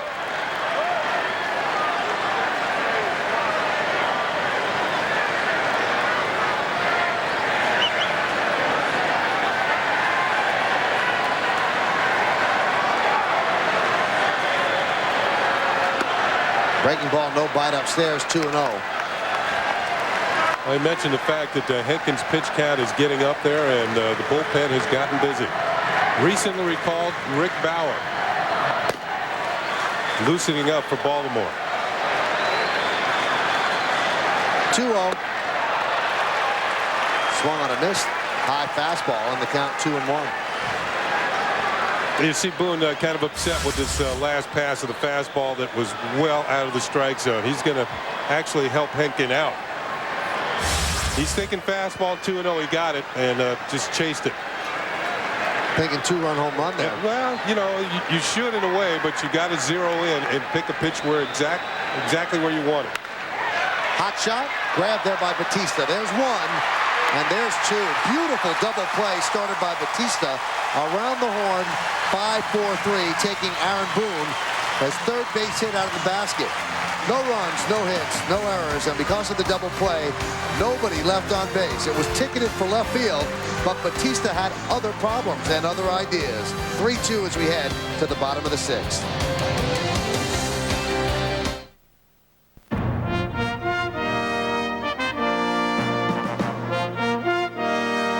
The New York Yankees, the world's most successful sports franchise, are celebrating their historic 100th anniversary in 2003. It's a long-time Yankee tradition. On Tuesday, August 19th, Cap Night, the first 18,000 fans in attendance will receive a Yankees cap courtesy of Power Your Way. Come out to Yankee Stadium and join in the celebration of 100 years of greatness. Come out to Yankee Stadium on Saturday, August 23rd. It's Ron Guidry Day at Yankee Stadium. Be sure to arrive early as ceremonies begin at 2:30. Celebrate the career of Louisiana Lightning as all fans in attendance receive a number 49 pin courtesy of Chase. For tickets, visit the stadium ticket window, Yankees clubhouse shops. Call Ticketmaster 212-307-1212 or log on to Yankees.com. Davy Cruz took a pitch out of the zone. It's a 1-0 count. And that one's also outside, the count 2-0. Hitchcock moves into the sixth inning in his first start in over a year, filling in for the injured David Wells. Yankees trail 3-2.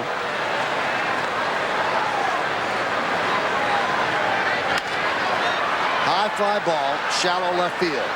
Matsui, one away.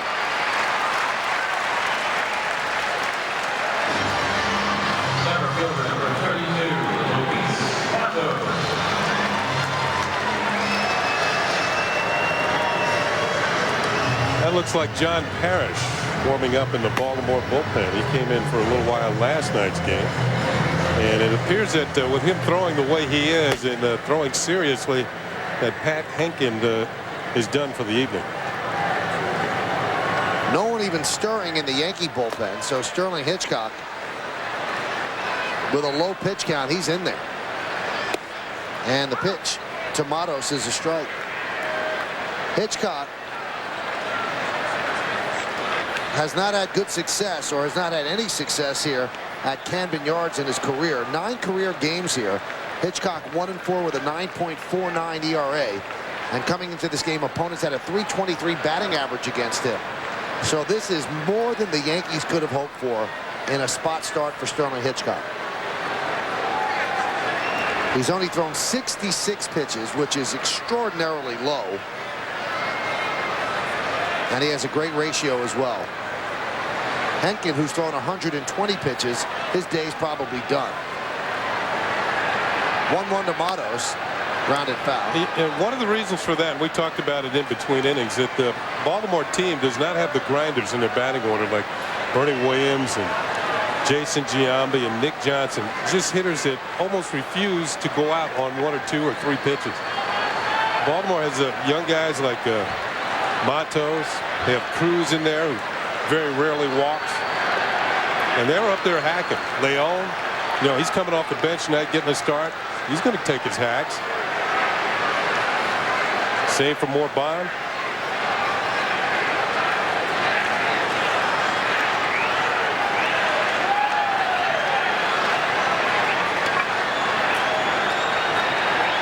2-2. Missed outside, 3-2.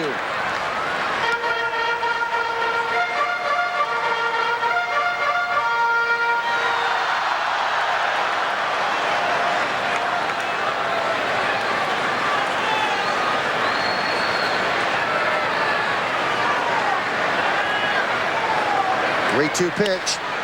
High fly ball. Shallow center. Bernie Williams is there. 2 away. And Kenny, what he's doing is he has them completely off balance. Well, he's moving the ball around very effectively.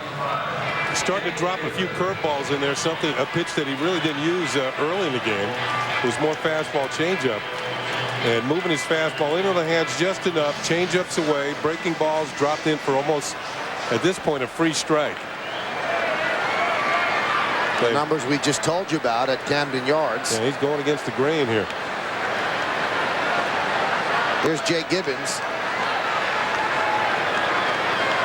In case you joined us late, in the first inning, in this slot in the lineup, Tony Batista came up and hit a sac fly. The Yankees did not bring it to the attention of the umpires till later after the inning. At that point, there was nothing that could be done. Then the next time around through the lineup, Gibbons in the 4th inning did bat in this slot, the cleanup spot.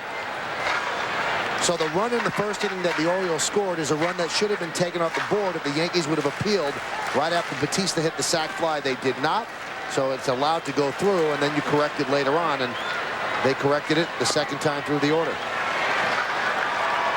And you know that Joe Torre and his lieutenants on the bench desperately want this Yankee team to win this game. I mean, they always do anyway, or have it be more of a margin than just one. Because if that turns out to be the difference in the game, then a lot of fingers are going to point toward the Yankee bench on why it wasn't called then. And the count 3-1. And you can see behind Mel the way the lineup is all scratched out. A couple of times they changed the number 4 and 5 hitters. The 3-1. That's drilled deep to right field, but DeLucci is there, and he'll put it away for the final out of the inning. So Sterling Hitchcock works a 1-2-3-6, and he has given the Yankees more than they could have hoped for, an emergency start. We go to the top of the 7th. Orioles 3, Yankees 2.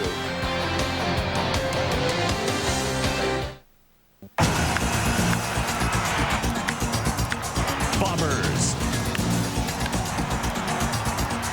Birds. Yankees. Orioles.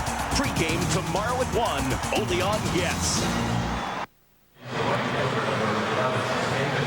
Well, Mike Hargrove has to make the singular call to the bullpen, singular the wireless company that fits you best. Pat Hentgen leaves leading 3-2, but he threw 120 pitches. So the Orioles go to their left-hander John Parrish, who pitched last night against the Yankees, 1/3 of an inning, 1 walk, 1 strikeout, and was actually going to pick up the win if Jorge Julio didn't serve up that 3-run home run to Aaron Boone. So Parrish was called up after they designated Rick Helling for assignment. Eric Dubose moves into the starting rotation, and John Parrish takes over one of the lefty spots in the bullpen. 3-5-0 Orioles, 2-5-0 for the Yankees as we head to the top of the 7th inning.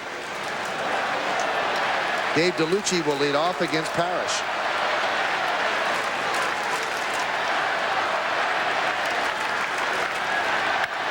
Hot shot up the middle, diving play there by Roberts. Scrambles to his feet, fires, 1 away. That's a pretty play by Brian Roberts.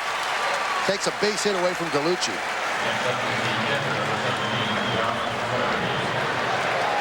DeLucci turned on his first pitch, looked like a fastball, and man, he scorched it.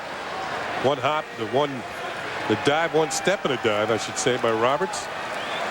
And then he makes the play. Plenty of time from second base to get up, straighten up, throw him out. Here's John Flaherty, homered his last time up against Hentgen. And the pitch is low. Along with Ken Singleton, I'm Michael Kay. You're watching Yankees baseball on this Saturday evening on the Yes Network. We thank you for that. Yankees trail 3-2 in the 3rd game of this 4-game set. 1 out in the top of the 7th. Another deep fly ball to left. Going back Bigbie on the track, at the wall, leaps. See ya! A game-time solo home run for John Flaherty. His 2nd dinger of the night. And the Yankees and the Orioles are tied at 3.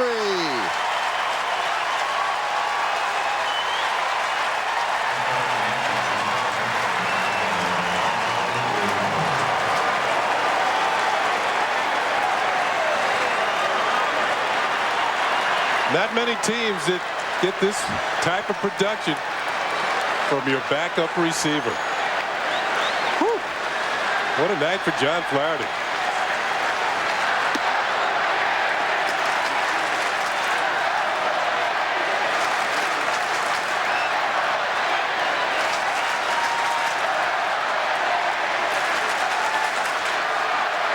Up around Nyack and Pearl River, they're celebrating right now. So Flaherty is giving the Yankees back-to-back home runs. This is the second one. Pitch almost the same location as Hentgen's, up out over the plate. Flaherty, great extension, good wood, and see you later.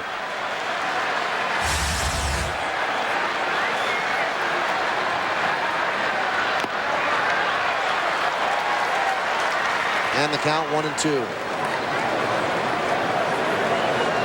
Flaherty telling Boone how he hit 2 tonight, and you only hit 1 yesterday.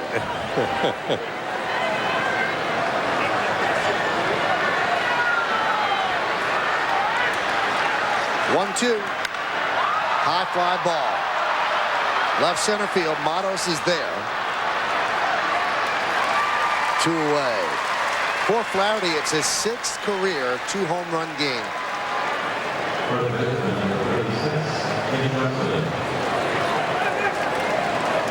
He's a good guy. He's fit into the clubhouse very well.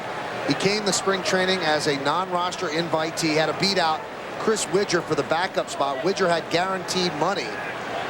But Flaherty so impressed the Yankee brass that they released Widger, eating the money, and they kept Flaherty, and it has really paid off.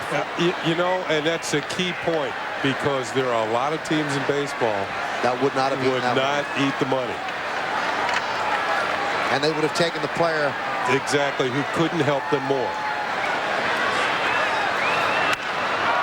High fly ball, center field. Matos took a step back, now comes in, and he puts it away for the final out of the inning.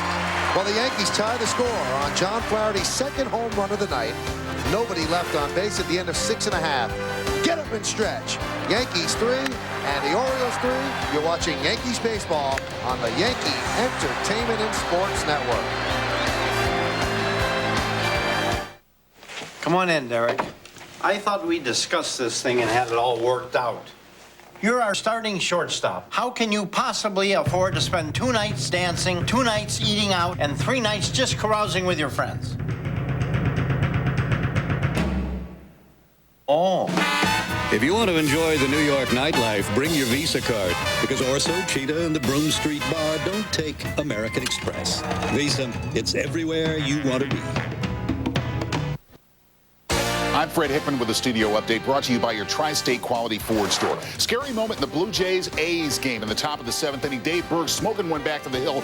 12-game winner Tim Hudson smacked on the right hand. He had to make the play with the glove hand after dropping the glove. Taken for X-rays. X-rays negative. A's win at 6-4. Michael and Kenny. Thank you, Fred. It's always scary. You're so close to the mound or so close to home plate after you deliver the ball. You're surprised that it doesn't happen even more than it has. 3-3 game here in the bottom of the 7th inning. After the 6th inning, Sterling Hitchcock congratulated by Mel Stottlemyre. He really gave the Yankees more than they could have hoped for. Kenny said before the game that if Sterling Hitchcock could give the Yankees 6 innings, they'd be doing handstands. So they might do that a little bit later on, especially if they win the game. But Mel Stottlemyre thrilled. Joe Torre was thrilled. A lot of smiles in the Yankee dugout. Now they'll turn to Antonio Osuna to pitch the bottom of the 7th inning. 33 strikeouts, 33 2/3. Osuna could get it up there with authority, but he has to hit the corners as well. 16 walks, that's not too bad. He's in charge of keeping things tied here.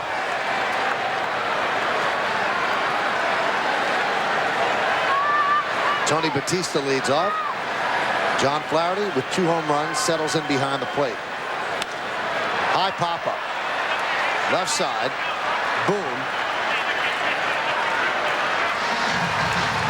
1 away. You know, we always talk, Kenny, about the importance of strike 1. When the first pitch tonight was a strike, Yankee hitters 1 for 14. Oriole hitters 1 for 10. When the first pitch was a ball, Yankee hitters 5 for 11. Oriole hitters 4 for 11. Hitters become more defensive when they fall behind on the count. Pitch to Fordyce is outside. This is a catcher's sort of night. Fordyce with a home run. That was in the 4th inning, and you obviously know that Flaherty has 2. So 3 home runs by the 2 catchers tonight. And the 1-0. Foul back. Well, this is certainly a different look for the Oriole batters as Osuna comes in. I mean, Hitchcock wasn't throwing much more than 88 with a good changeup, and Osuna comes in throwing 93, 94. So the hitters in the box have to turn it up a notch or two to get to that fastball. 1-1. There's a strike. Osuna left the team right when they got to Kansas City, and he went on bereavement list. And what that means is that the Yankees could bring somebody up from their system, and it's almost like a mini DL. You have to be on a minimum of 3 days and a maximum of 7. So Osuna came back yesterday. He was on for 5 days, and he had to go back to Mexico. His mom, who'd been having heart problems for the past couple of years, was undergoing an angioplasty. So he was there for her, flew back, got back to the ballpark yesterday in time for the game, was warming up in the 9th inning just to get some work in. And this is his first appearance. So Brett Prinz was sent down last night. He came up during the bereavement leave. Before bereavement leave came into being, teams were just shorthanded if a guy left because somebody was sick in his family. And that's sort of unfair. And the bereavement league really does give the team a fighting chance if somebody has to leave for a week. 3-2. High fly ball left field. Matsui's there. 2 away. Hey, baseball fans, get all the latest baseball news at YesNetwork.com. Log on tonight and check out Yes Network Online's extensive feature on Team USA's exhibition game against Puerto Rico. For more scores, information, and to get Yes gear, log on to YesNetwork.com. 2 down, and that'll bring up Jose Leon.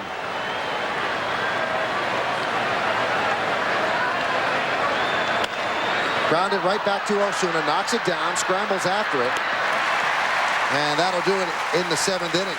A 1-2-3 inning for Osuna. No runs, no hits, no errors, nobody left. We go to the 8th, and when we come back, we'll give you Jose Contreras' line at Staten Island. It's a beauty. So hot, it's worth watching twice, and you'll see it all on Yankees Encore. When the game is over, relive the great plays of 2003 Yankees baseball. Yankees Encore, tonight at 11:30, only on Yes. Hey, Yankee fans, Yankees.com shop has the best selection of Yankees gear, including caps, pullovers, and lots more. Visit Yankees.com and shop online tonight at the official site of the New York Yankees. We go to the 8th inning. Derek Jeter leads off against John Parrish, starting his 2nd inning of work in relief for Pat Hentgen.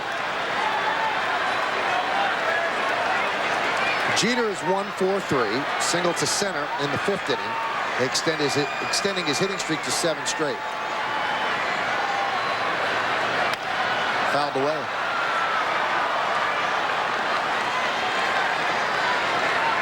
.3-6-0 for the Yankees, 3-5-0 for the Orioles. 2 of the Yankees' 3 runs off the bat of John Flaherty. A solo home run in the 5th, a solo home run in the 7th. Home runs number 3 and 4. RBIs number 8 and 9 for Flaherty. And the 0-1. Inside, 1-1.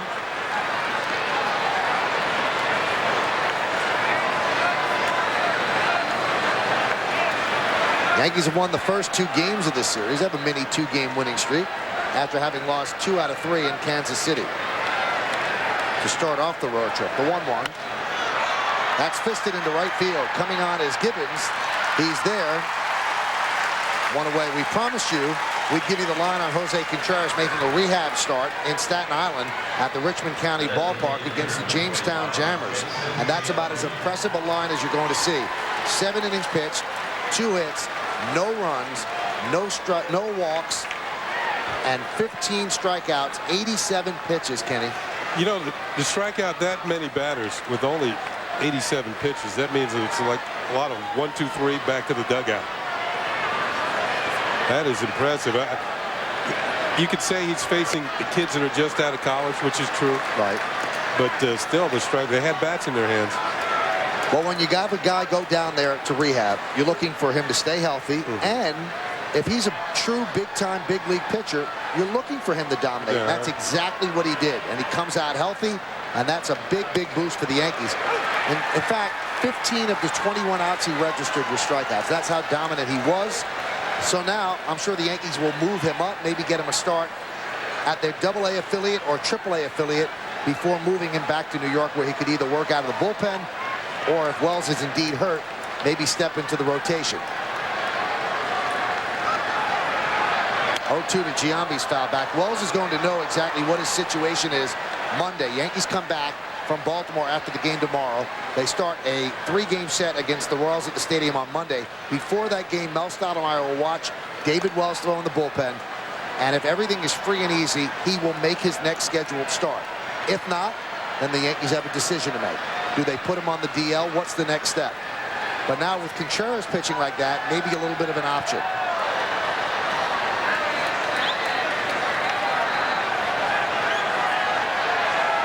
Tomorrow afternoon, Mike Messina will go for the Yankees in the series and road trip finale. And he will face Rodrigo Lopez of the Orioles.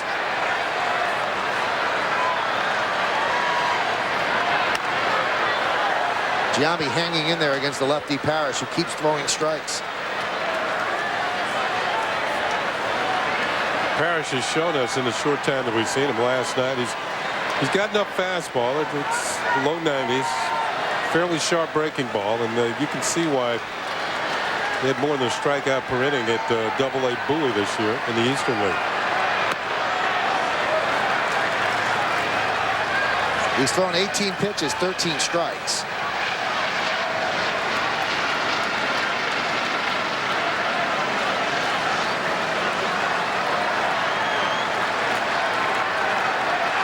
One-two pitch moves Giambi back in the count 2-2. Giambi tonight is 0 for 3. He struck out twice and popped a short. Giambi said he does not like hitting in this ballpark. He said because when he looks out in the outfield, it seems all crammed together. He said the only way I feel I can get a base hit is if I hit one over the wall. He said there's not a great green expanse out there. Count has gone from 0-2 to 3-2. Typical Giambi at bat. Grind them out. Bernie Williams on deck. Giambi said he likes hitting in Kansas City. The outfield seems big. Likes hitting in Colorado. The outfield is huge. He said just because the fences are close, that doesn't mean I like to hit in that ballpark. 3-2. Ripped down the right field line. Fair ball. Playing it in the corner is Gibbons. Giambi's going for 2, and he will make it. He was down 0-2, battled back to full, and then got himself a double.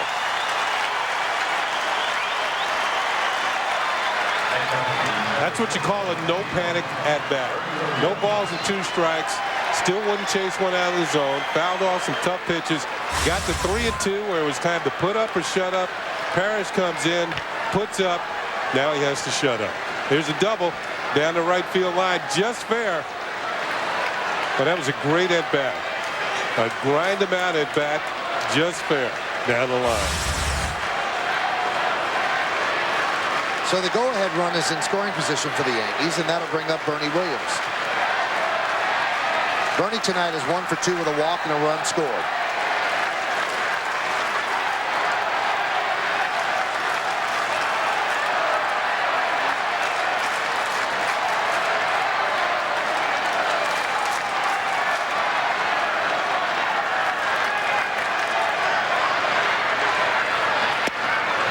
Good pitch, tying up the right-handed batter right on the corner, 0-1.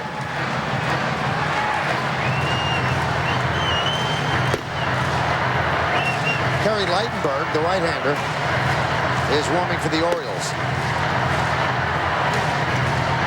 But you know that Parrish is going to face the next batter at least, and that's Hideki Matsui. And he also has to deal with Bernie Williams.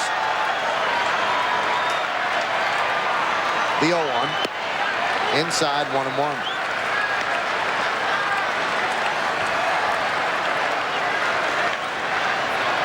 The Yankees have not exactly been lights out with runners in scoring position in this series. They were 4 for 30 over the last 3 games, dating back to the last game in Kansas City. That's 133. So coming into this game, they have really not gotten a big hit. There's a high fly ball to right field. Gibbons is there. Tagging is Giambi. Gibbons makes the catch. Giambi takes off for third. He'll make it standing. 2 away.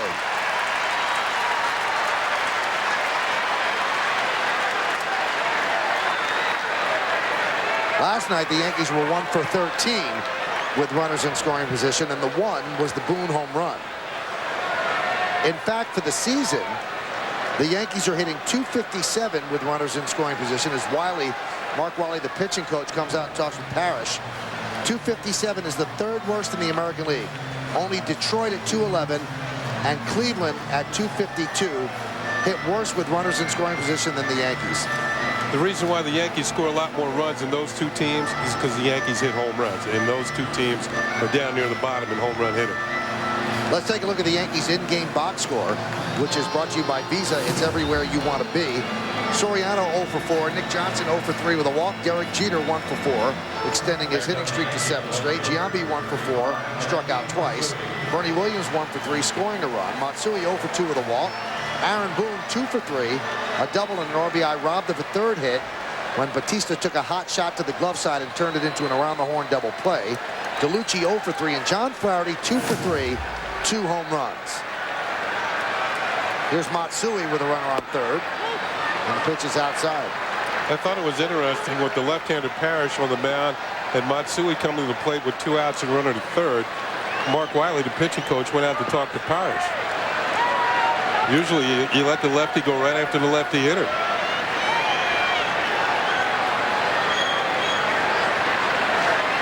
The 1-0. Matsui and Jeter hit over 300 with runners in scoring position, and with Giambi at 3rd, that's the situation right here. Yankees and the Orioles are tied at 3. Top of the 8th inning here at Camden Yards. Hey, here's what Rick Down was talking about. There's no panic in Matsui's at bats. You don't sense that he wants to get things over early in the count. He's willing to go deep if he has to. Hot shot through the right side for a base hit. It's an RBI single for Hideki Matsui.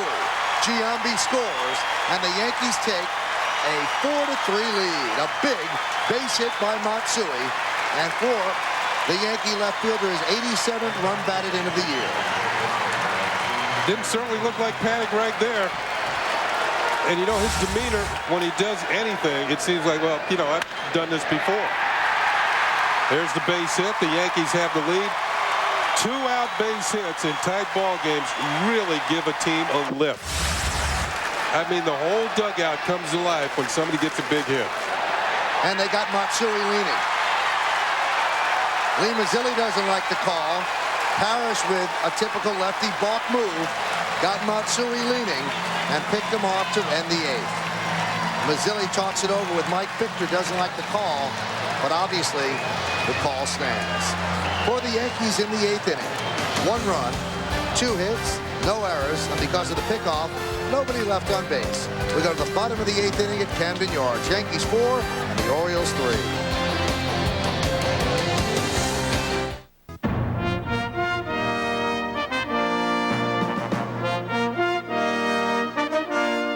The New York Yankees, the world's most successful sports franchise, are celebrating their historic 100th anniversary in 2003.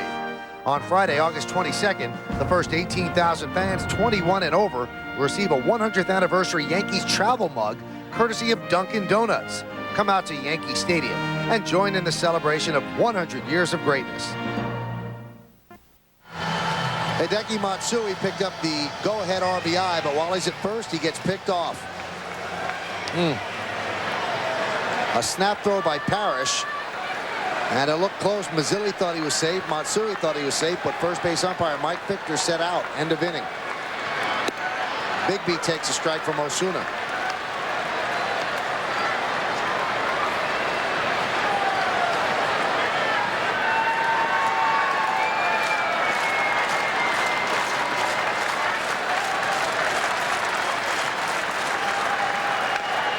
Slow roller, first base side, but it kicks foul.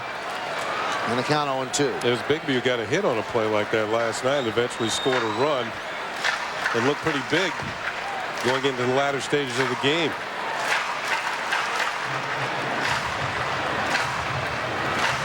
Let's see if it holds. First pitch strike. Hitters haven't had much success. The count is 0-2, which is an even deeper hole for Bigbie.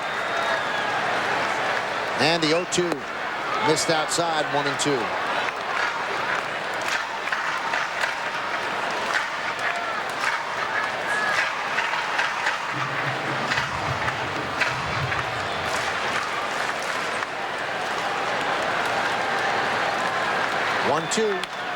Slice foul. A crowd of 48,449 here at Camden Yards. Second straight sellout. First night about 42,000. And the Yankees have packed them in. Another big crowd is expected tomorrow afternoon. And many in the sellout crowd are New Yorkers or New Jerseyites that have made their way to Baltimore to see their Yankees play. If you walked in the Inner Harbor today, you would think that you would walk smack into Manhattan. There were so many people with Yankee caps on, Yankee shirts. They are all over this town. And I would love to know how much money this series brings into this city, because so many Yankee fans are there, eating at restaurants, living in the hotels. A great boon to the economy, I'm sure. Well, it's not only Yankee fans from New York and New Jersey. I ran into a gentleman outside the ballpark today from Raleigh, North Carolina. Came up to see the Yankees. Says he watches us on Yes, on the satellite, on the dish, DirecTV. And I also ran into somebody from Oakland. Swing and a miss as Bigbie goes down on strikes.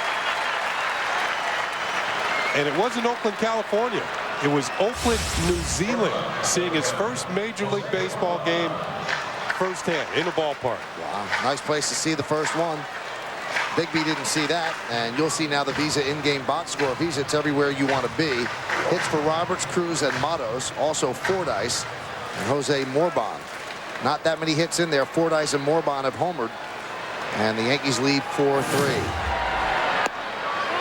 And the pitch to Morbon is outside 1-0. I was speaking to him, and he said Oakland, and I said that's not a. He didn't sound like it was California. He said no, Oakland, New Zealand, all the way here. Do they have DirecTV there? That I didn't ask him. Line drive and through for a base hit. Matsui gets the ball in quickly, and Morbon with his second hit, and he really should have three. Only a great play by DeLucci in the fifth kept him from getting a triple.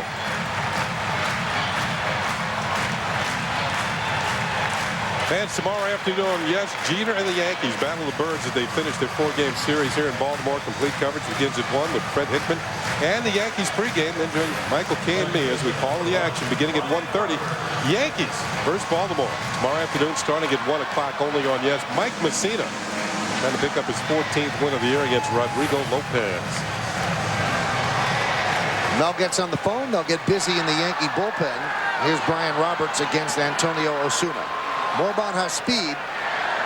There's a chance he could go. Yankees thinking that way. Only a nice stop, though, by Nick Johnson. Kept the ball from rolling into foul territory and Morbon from going to second.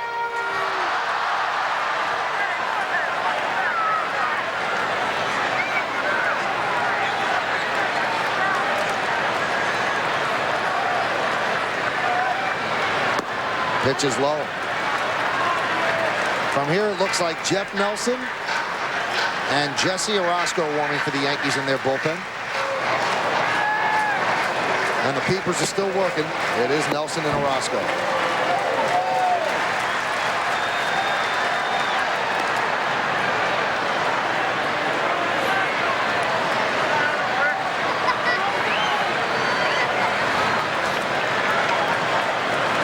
Morbon has lengthened his lead at first base. He's still inching away from the bag. 2-0.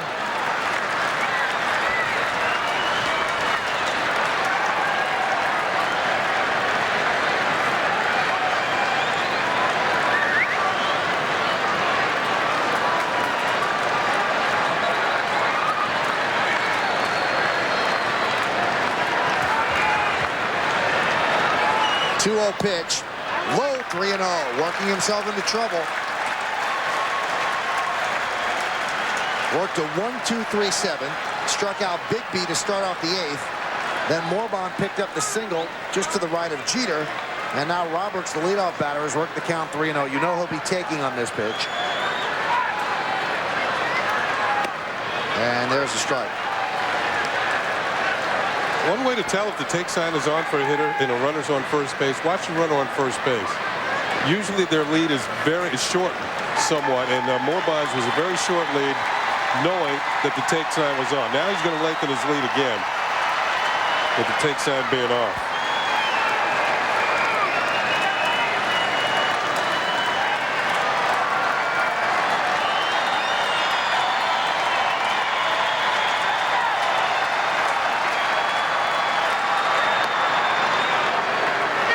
Morbon kind of scampers back, doesn't dive back. Yeah, this would be a good pitch for the Orioles to put him in motion. 3-1 on Roberts. Yankees thinking along with that. That's why they keep throwing over to first.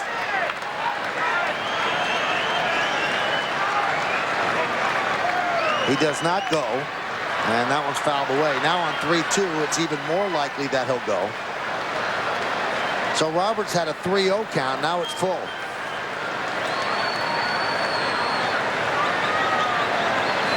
Yankees lead 4-3. We're in the bottom of the 8th inning at Camden Yards. Third game of a 4-game set, along with Ken Singleton. I'm Michael Kay. You're watching Yankees baseball on this Saturday night on the Yes Network. And we certainly thank you for that. Thank you for spending part of your weekend with us.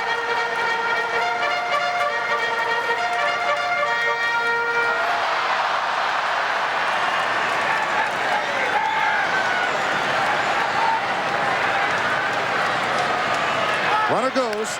Foul back.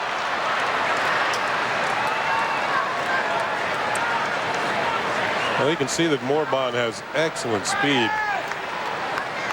Almost had to let the parachute out as he was approaching second base.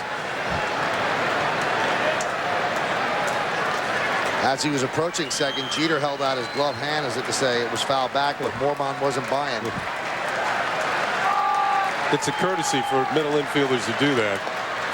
But sometimes they do it to DQ, don't they? Yeah, sometimes, you know, when the ball has actually been put in play. Say there's a fly ball and Morbon's going. Jeter will act like the ball's hit on the ground. And if Morbon's not alert, he'll slide into second. There he goes. Driven down the left field line, and that's a foul ball. But as a base runner, you were taught when you're running down to second, you take a look in to see what happens at the plate. That's the way to pick up the ball. Take a little bit of a glance. And runners who do not are only inviting themselves to get into trouble.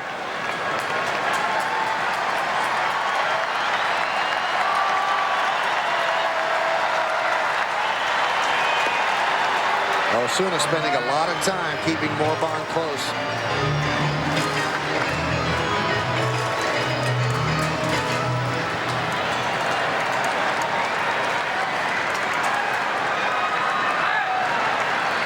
He'll go again. There he goes. The 3-2. Foul back. Morbon's going to be worn out. He didn't make it quite down as far down to second on that one. And that's always a danger because you'll see him pull up very quickly here. Because if the ball is swung on and missed, then he's not giving it his all. It's going to be a strike him out, throw him out, double play. He's 8 for 8. Not too bad.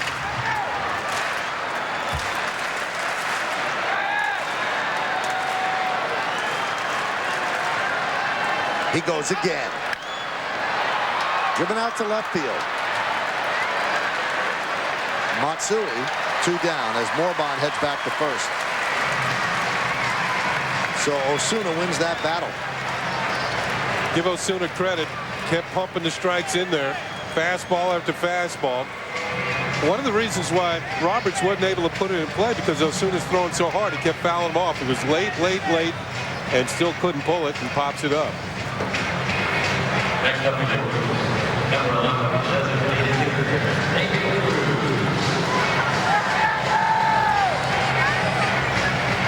here's Davy Cruz.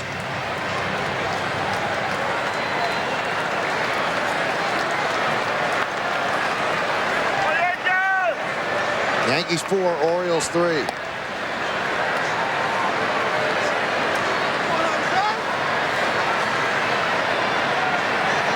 Here's where they might have Morbon think about the straight steal with 2 outs, trying to get himself in the scoring position. They've used him 16 times this year as a pinch runner.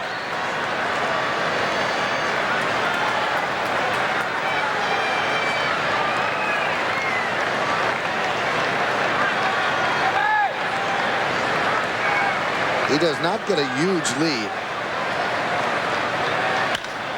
Davy Cruz grounds one. Great play by Boone. Moving to the glove side, covering a lot of range. And making the final out of the inning. Pretty play by Aaron Boone. A 5-4 fielder's choice. No runs a hit, no errors, and 1 man left. We go to the 9th. It's the Yankees 4, the Orioles 3. You're watching Yankee baseball on Yes.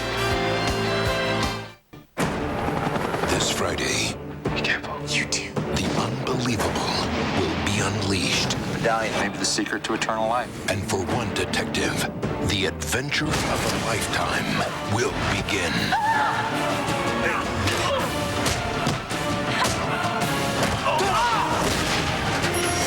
Jackie Chan, the Medallion. You sound like an obscene phone call. You're out of shape. Rated PG-13. Opens Friday. Bombers. Birds. Yankees. Orioles. Pre-game tomorrow at 1. Only on Yes. Stick around after the last out for the Nissan postgame with Fred Hickman and Susan Waldman, featuring detailed analysis of tonight's game, interviews with players, plus scores and highlights from around the league. The Nissan postgame immediately following the game right here on Yes. We go to the 9th inning. New pitcher for the Orioles, Kerry Lightenberg. He'll deal with Aaron Boone. Boone lays down a bunt. Back Lightenberg fumbles and then fires, and they got him. Nice scoop there by Jose Leon. And once Lightenberg fumbled, you figured he lost the play, but he stayed with it. And a good stretch by Leon retired Boone. A good idea by Boone, but he didn't quite get it far enough towards the third base line. Lightenberg didn't have to go all that far to get it. There's the bobble, but the ball never hit the ground. Once it hit his glove, it kind of popped up, and he didn't have to go all the way back down to the ground to get it.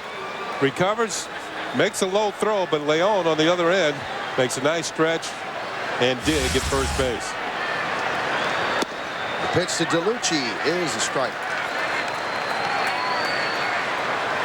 DeLucci's 0 for 3, but he made a stupendous catch in right center field in the 5th inning on Jose Morbon. Swing and a miss, 0-2.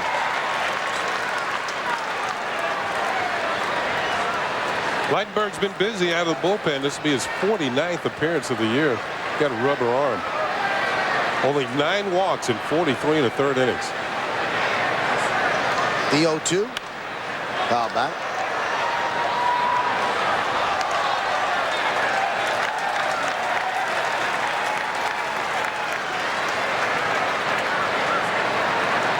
Mariano Rivera getting ready. He will pitch the bottom of the 9th.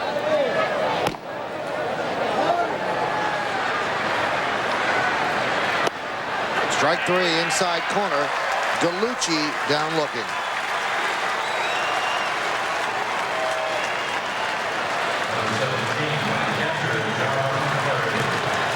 Time now to take a look at the player of the game, brought to you by Saab. Welcome to the state of independence, and what is the Saab story? Well, the Saab story tonight is John Flaherty. He has the Orioles crying. Not once, but twice. John Flaherty, 2 home runs, the Saab player of the game. And now he comes up. He's 2 for 3, and he takes a first pitch ball outside.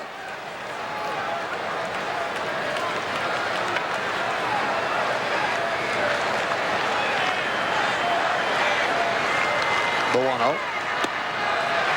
Why was Flaherty in the lineup today? Well, a day game tomorrow, so Joe Torre could either start Posada today and rest him tomorrow, or he could start Flaherty today and play Posada tomorrow with Messina on the mound. So that's what Torre decided to do. And it looked like he made the right call.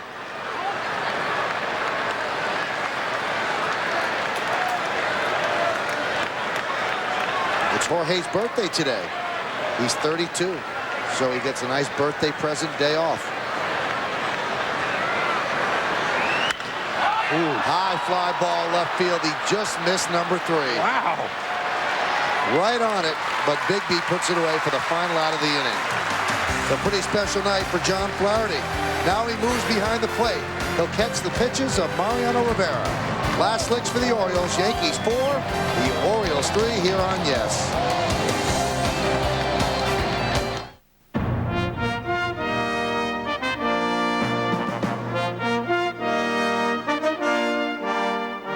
The New York Yankees, the world's most successful sports franchise, are celebrating their historic 100th anniversary in 2003.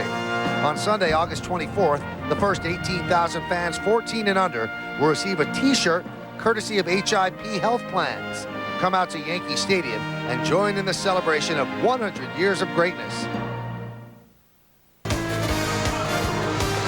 We go to the bottom of the 9th inning here at Camden Yards. Yankees trying to take Game 3 of this 4-game set. They've taken the first 2 already, and Mariano Rivera will pitch in his 3rd straight game and try to nail down the save.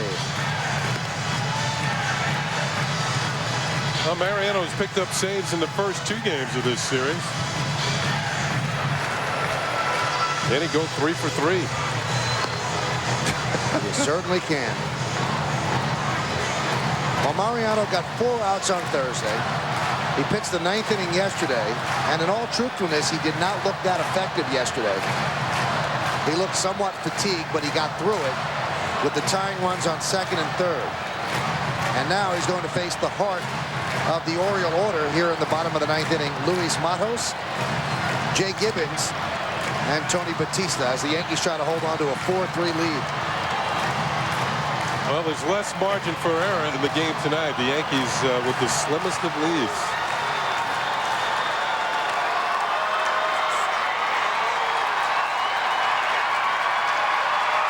Flaherty's been the offensive hero. Now he wants to call the right pitches here in the bottom of the 9th.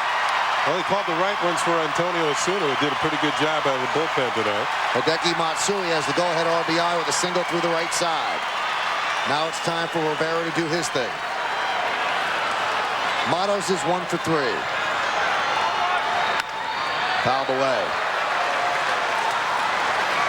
With Rivera being used tonight, that pretty much eliminates him from being used tomorrow. They've used him once before this year, 4 straight days. That didn't work out that well. They try to stay away from that. So this will be the 3rd straight outing for Rivera, and tomorrow will probably be a day off. But they'll worry about tomorrow. The 0-1. 1-1. Well, from a Yankee standpoint, then tomorrow you would like to see them score a lot of runs. It would be a game where they wouldn't have to use them anyway. Have a big lead going in latter stages of the game.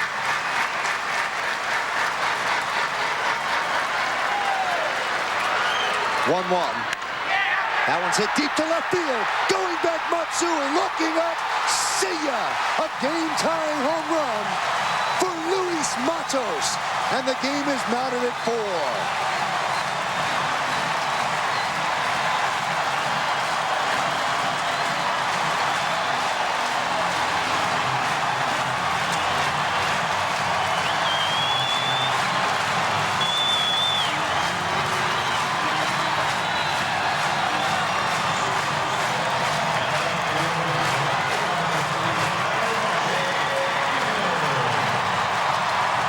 That's 2 nights in a row now that Mariano has given up a home run. Last night it was Jack Cust on the pitch out over the plate. This one looked like it was a fastball in.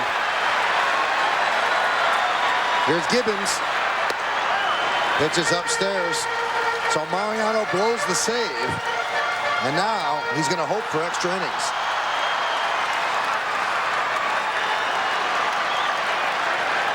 Gibbons is 0 for 3.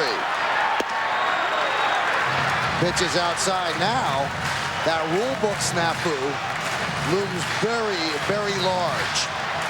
The Orioles batted out of order in the first inning. The Yankees didn't bring it up immediately when it happened, so the run that they scored in the first stood. Now it seems like an awfully big run.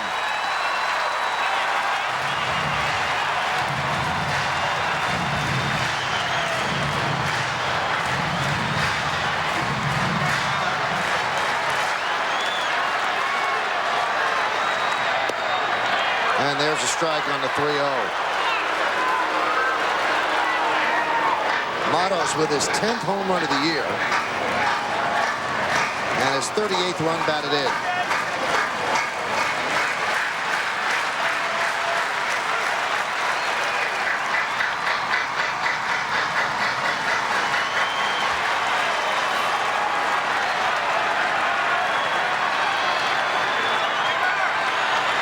The 3-1 to Gibbons. Slice, foul, just missed the double down the third base line.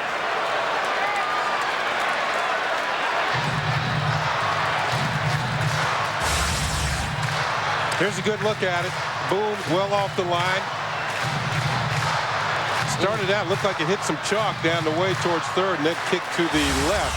Ended up in foul territory. 3-0 has become full at 3-2, the pitch. Right back to Rivera. One away. Luis Matos tied this up with a homer, his 10th of the year. And I thought it was a pitch inside and maybe didn't get quite enough in. Well, it kind of stood there. Matos turns nicely on it and rides it out of the ballpark. It was a no-doubter when it was hit.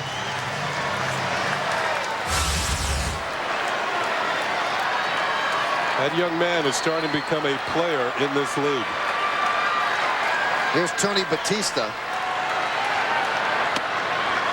And that pitch is outside. Batista had the sac fly to center field in the first inning when he batted out of order. And that is a run that would have been erased if it was brought up at that time. Right now it's 4-4. Bottom of the 9th inning. Foul back.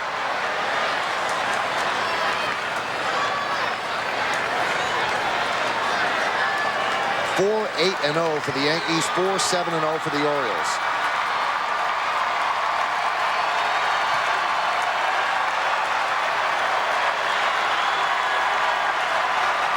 Batista 0 for 2. Chases a pitch out of the strike zone in the count 1-2. Batista is 5 for 15 lifetime against Mariano.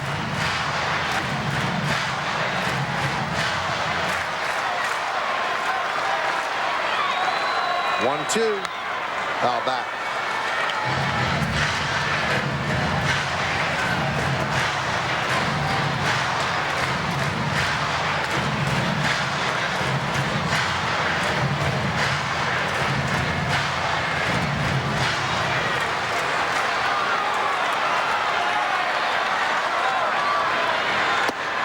Struck him out. 2 away.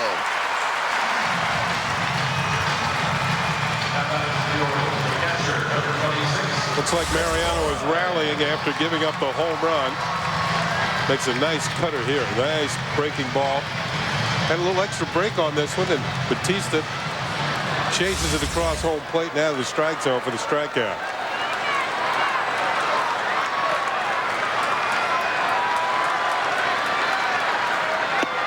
Fordyce takes a strike on the outside corner, 0-1.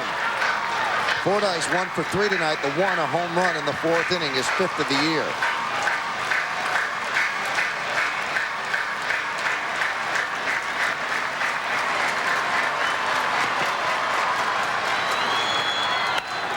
Hit sharply to second base. Right there, Soriano, and that'll do it here in the 9th inning. But a leadoff home run by Luis Matos ties the score. 1 run, 1 hit, no errors, and nobody left on base. His 10th home run of the year. Bonus Cantos, free baseball. We go to the 10th.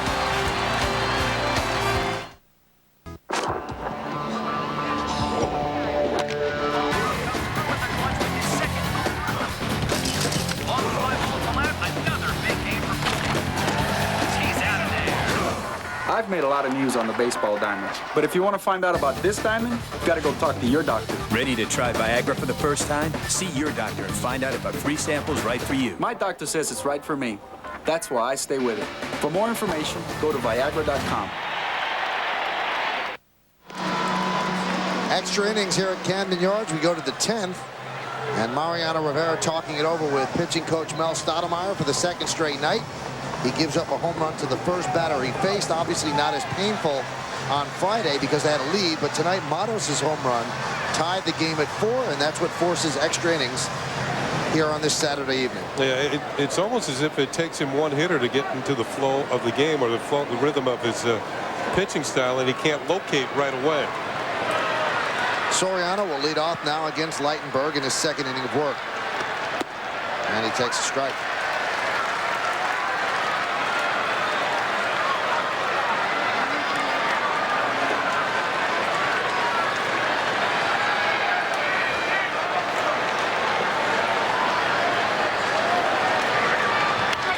Fouled away, and the count 0-2. Soriano's 0 for 4 tonight. 3 fly balls, 1 to left, 1 to right, 1 to first, and 1 to center.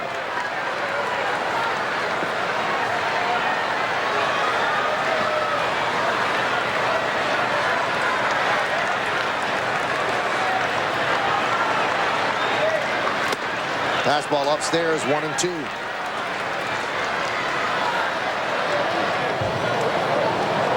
Chris Hammond warming for the Yankees in their bullpen. Third straight day they don't want to use Mariano Rivera for 2 innings. 1-2. Although, if the Yankees take the lead, they might let Mariano pitch the 10th. If it remains tied, they would obviously go to Hammond. B.J. Ryan is warming in the Oriole bullpen, and there you see Hammond.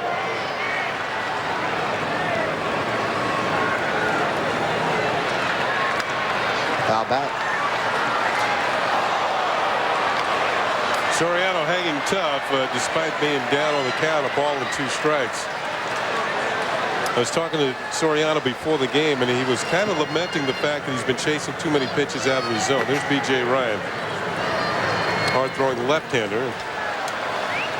The Orioles bullpen. 1-2. Fordyce gets it off the mask.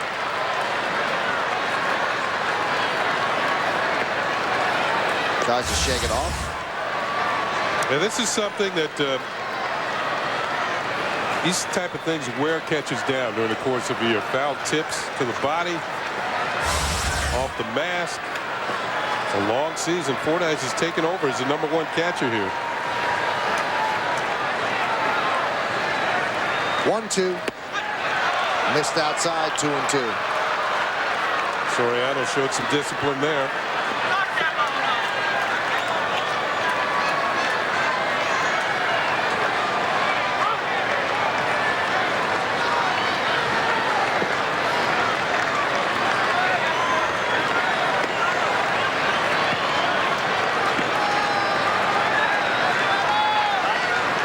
Lightenberg deals. Lofted into center field. Matos. 1 away.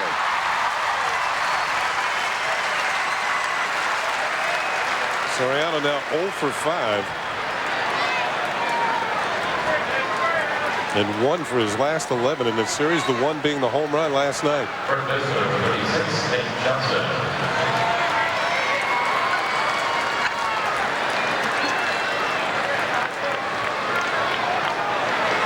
Nick Johnson's 0 for 3 with a walk.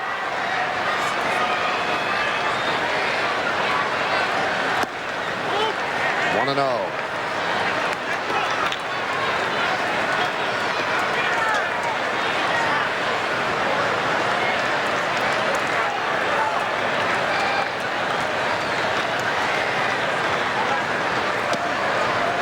And he works the count 2-0. He will not help a pitcher out under any stretch of the imagination. You're not throwing strikes. He's not swinging the bat. Yeah, he comes in with an on-base percentage of near 40%.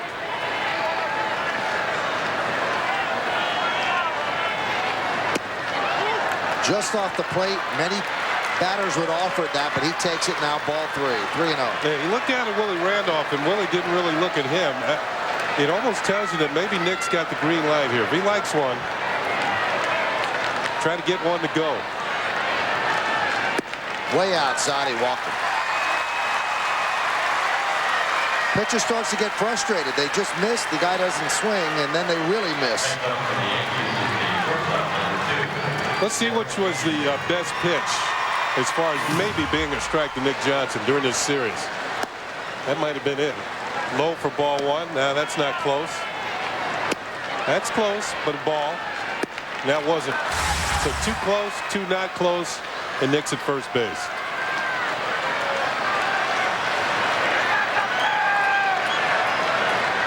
Derek Jeter steps in, 1 for 4.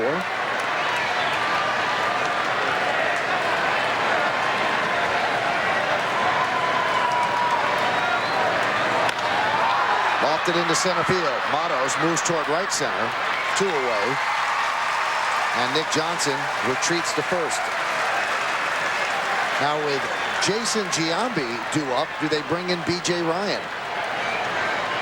And it looks like Mike Hargrove is going to do just that. So Hargrove's trying to keep Giambi in the ballpark. So he's going to bring in the hard-throwing left-hander to do just that. Well, B.J. Ryan jogs in from center field. It'll be Ryan against Giambi.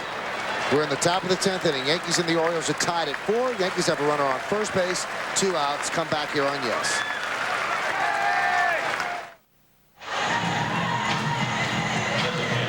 Well, Kerry Lightenberg's night is done, and he leaves with 2 outs in the 10th inning, and Nick Johnson at first, and they turn it over to B.J. Ryan to try to keep Jason Giambi from doing any damage.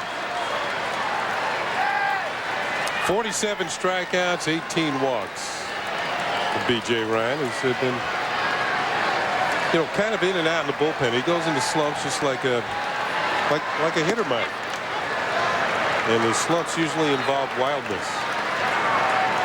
Giambi 1 for 8, the 1 a home run against Ryan. He's walked 3 times, struck out 4. And the important batter to get is Giambi, because if you don't get him that little chop that Joe Torre has, then you have Bernie Williams batting from the right side. Now they have a right-hander warming, but if you do that, then Matsui's up next, and then the righty has to face the lefty. So it's you pick your poison if you're Mike Hargrove. Hector Carrasco. 1-1. Swing and a miss, 1-2.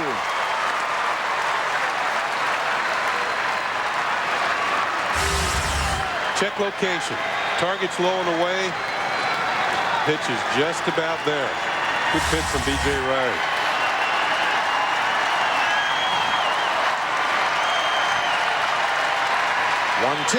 He struck him out.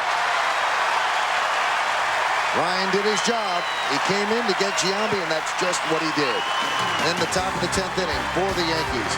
No runs, no hits, no errors, and 1 man left on base. Bottom of the 10th inning coming up. Yankees 4, Orioles 4.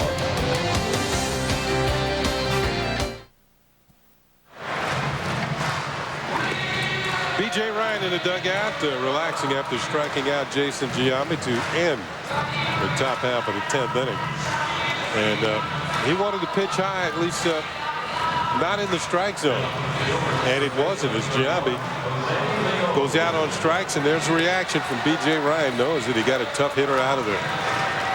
The Orioles are trying to snap a 5-game losing streak. The Yankees are trying to extend a 2-game winning streak.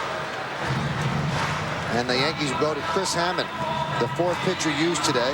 Mariano Rivera gave up the home run to Matos in the 9th. His day is over. And now Hammond takes over here in the 10th. He'll face the bottom third of the Oriole order.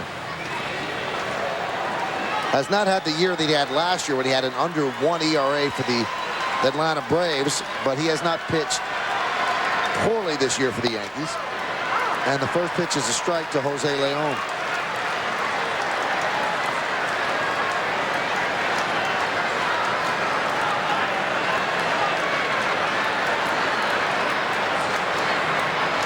I think the problem with Hammond this year, Ken, was as the only lefty earlier in the Yankee bullpen, they brought him in to match up against lefties, and that's not his thing.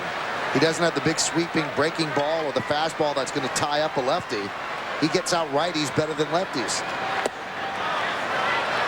And for those that are new to the game, if a lefty pitcher throws a changeup to a righty hitter, it moves down and away. If he throws it to a lefty hitter, it moves down and in, which is kind of where they want the ball.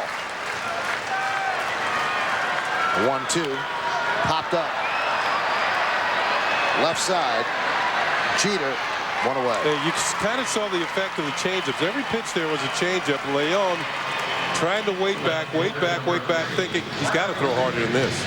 And each time, you know, Hammond has the ability to throw a changeup off of a changeup. Throws one about 69. He can throw 160. Just wouldn't get there. Here's Larry Bigbie. Swing and a miss.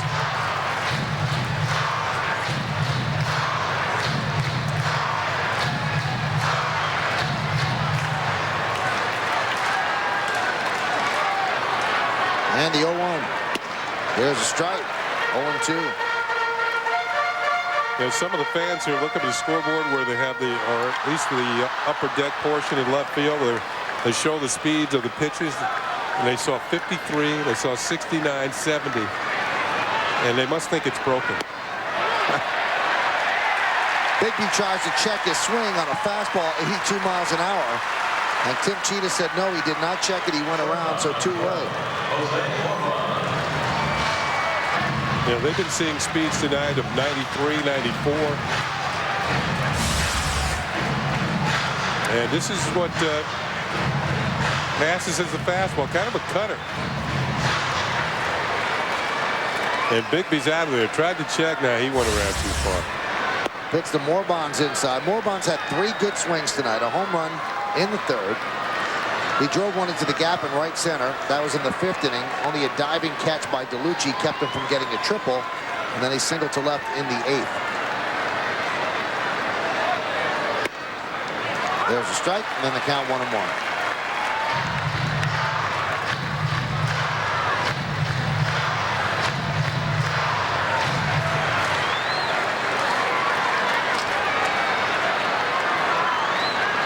And the 1-1 pitch. Fisted out the other way, but foul. So that was a fastball, and he jammed it. It was 81 miles an hour following the changeup. It's all about the discrepancy in the speeds and how quickly a hitter can pick it up. Sometimes it's not all about velocity. Popped up. On a changeup, Soriano is there, and an easy 1-2-3 inning for Chris Hammond and the New York Yankees. Well, we played 10 here at Camden Yards. We're all tied up. Yankees 4 and the Orioles 4. The game moves to the 11th inning. Thank you, fans, once again for making the Yes Network by a wide margin the #1 regional sports network in the tri-state area from sign-on to sign-off. For the Yankees, Nets, and Manchester United, plus center stage, Yankeeography, and more, the Yes Network is your home of champions. Now, I love sports, but you got to play the game that's right for you. Same with computer and video games. That's why parents should make sure each game is right for their kids. How? Check the rating. Every game box has a rating symbol that suggests what age the game is best for, and a content label that tells you what's in the game. When you check the rating, you know what to expect. See? You got to play the game that's right for you. Well, we go to the 11th inning here at Camden Yards. Yankees and the Orioles are tied at 4. B.J. Ryan, the 4th Oriole pitcher, is going to face Bernie Williams, Hideki Matsui, and maybe Aaron Boone. There's a right-hander warming, Hector Carrasco. He could come in to face the righty Boone. And the pitch to Bernie is upstairs from Ryan, 1-0.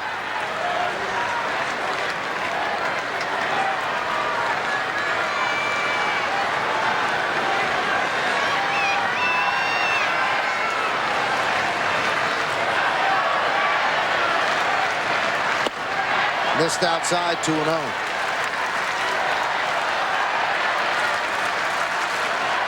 So Bernie's somewhat in the driver's seat here. Ryan's the type of pitcher who rely on velocity at times and just aim for the middle of the plate and hope for the best.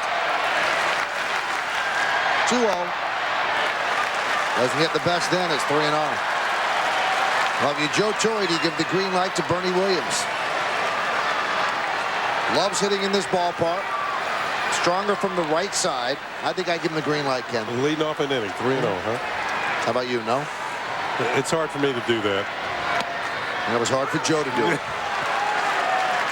You got, my point being is that you would think that Ryan would, he has sometimes control problems. He would throw a ball before he could throw 3 strikes. And then you would have a man on base. 3-1. You were right, he walked him.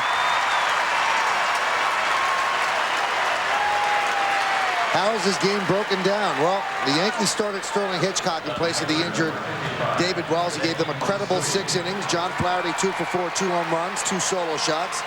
Aaron Boone 2 for 4, a ribby. On the Orioles side, Hentgen started, left with a lead. Morban, the shortstop, 2 for 3 with a home run. Fordyce 1 for 4 with a home run. We're in the top of the 11th at 4-4. Lefty against lefty. Matsui has been a good hitter for the Yankees all year. Do they bunt him here? No, they do not. He swings away and fouls it back. Matsui had the sacrifice fly against Ryan in the opening game of the series that proved to give the Yankees the winning run. And he did it on an 0-2 count, which was very impressive.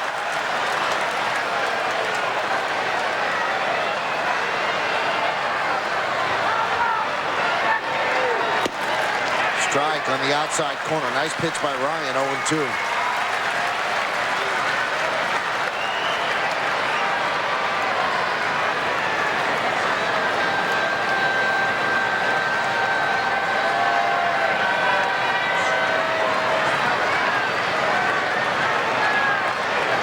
The 0-2 pitch upstairs with a fastball, climbs the ladder, 1-2.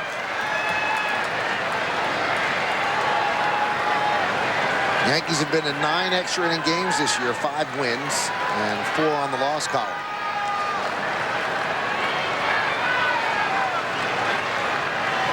One-two, way outside, 2-2. A good stop by Fordyce here. B.J. Ryan, although he's a left-hander, and left-handers usually have a deceptive moves at first base, he's not really deceptive, plus the fact he has a high leg kick. So if you guess right against him when you're on first base, more often than not, with decent speed, you'll steal second. 2-2. Missed outside, 3-2. Decision time. Do you run Bernie?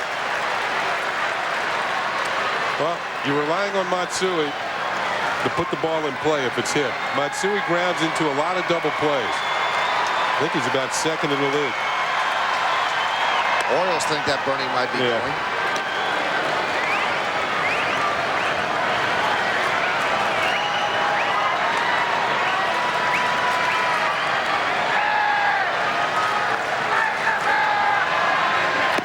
Way outside. Bernie was going, but he was going in a very jogging tight manner. So a walk to Matsui, and B.J. Ryan really puts the Orioles in a jam by walking the first 2 batters, which is really inexcusable. You'd almost rather get beaten by a home run. And Mike Hargrove has seen enough.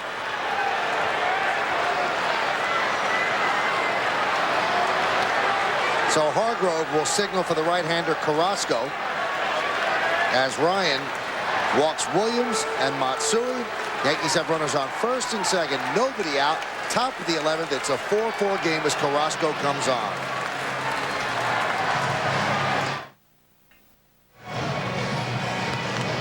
Well, Mike Hargrove goes with Hector Carrasco, so we know the move that the Oriole manager makes.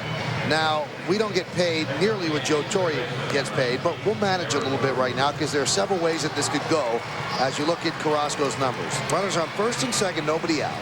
Aaron Boone up, righty against righty. Now, do you bunt him? That's the first question, Kenny. Do you have him sacrifice? I think you do. I think he's an excellent bunter from what we've seen. B.J. Ryan opened a door by walking 2 batters, walked Bernie Williams, and somehow he walked Hideki Matsui with an 0-2 count.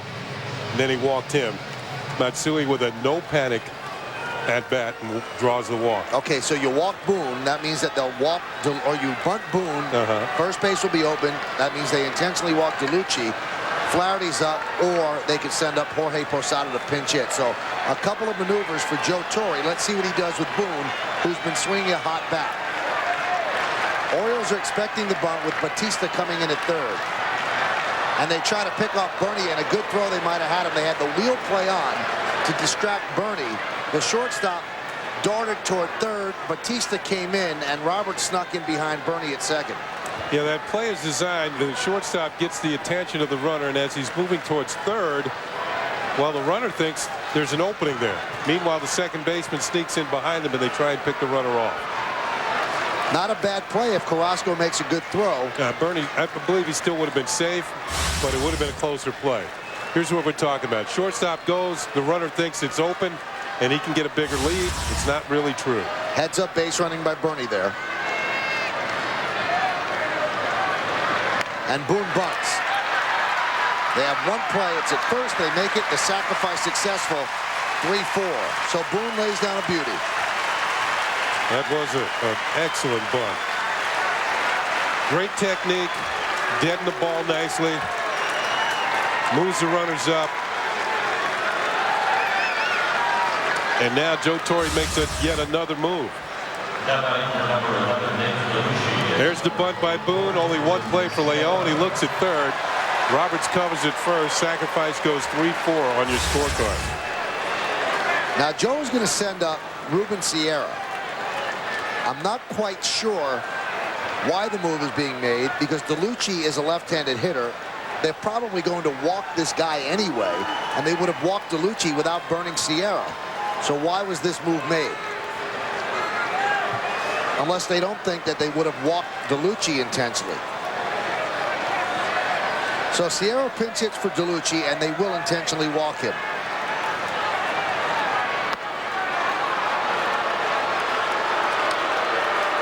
Sierra has not had the bat against Carrasco, but neither has DeLucci. I don't quite understand that one. Obviously, no harm, no foul, other than the fact that you lose a batter off the bench that you might need later if the game goes longer. But I'm sure Susan Waldman will find out in the postgame, the Nissan postgame immediately following the game. So Ruben Sierra intentionally walks to load the bases. And now, as we thought, Jorge Posada is going to pinch hit for Flaherty, and another move by Torre. Kareem Garcia will pinch run for Ruben Sierra. And what this tells you is that Joe's going for the win right here. DeLucci runs for Sierra, who would have not gone to right field. It's going to be Garcia who will go out to right field, and he gives him a chance to get loose by putting him on the bases.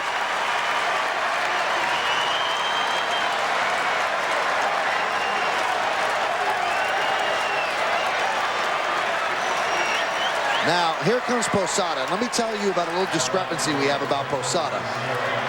On the Yankee notes today, it says that it's Posada's 32nd birthday. And upon further review in the Yankee media guide, it says that August 17th is his birthday. So if you believe the media guide, it's tomorrow. If you believe the notes, it's today. Well, either it's going to be, the Yankees would like to see it be a birthday present today or an early one for tomorrow.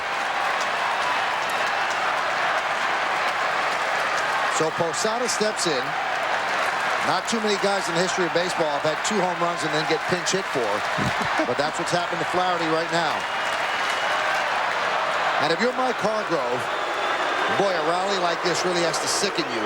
2 walks and then 1 intentional walk, and the bases are loaded. And Mike Hargrove has not won a lot of these head-to-head brain sessions with Joe Torre. Torre, in 100 games against Hargrove, his record is 66, 33, and 1. And remember, Hargrove managing some very good Indians teams.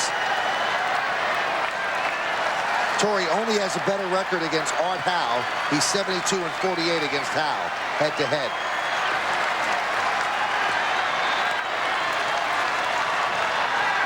And the pitch.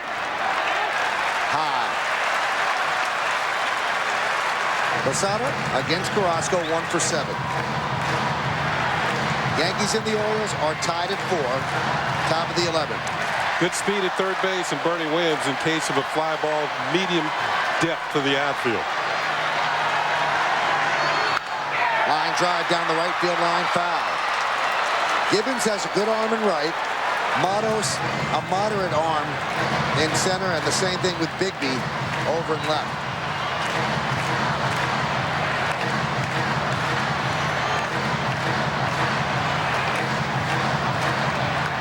The Orioles dramatically tied the game in the bottom of the 9th inning. A home run by Matos off Mariano Rivera, and that's why we're in extra innings. 1-1, 1-2.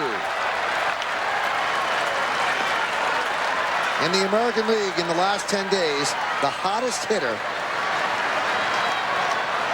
is that man, Jorge Posada.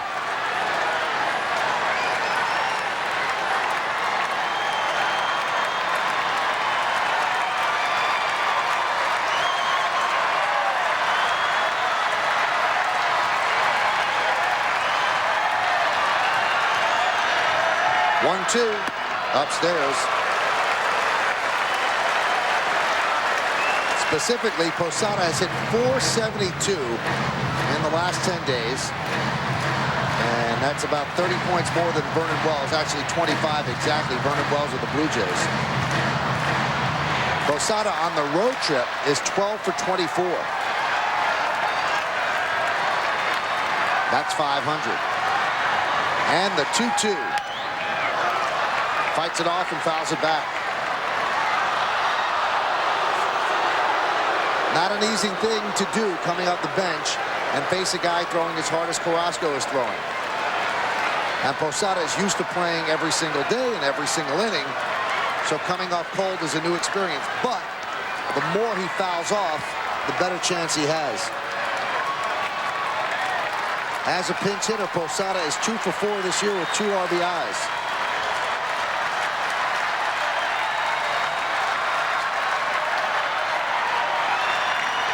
And the 2-2. He struck him out. Threw him a slider.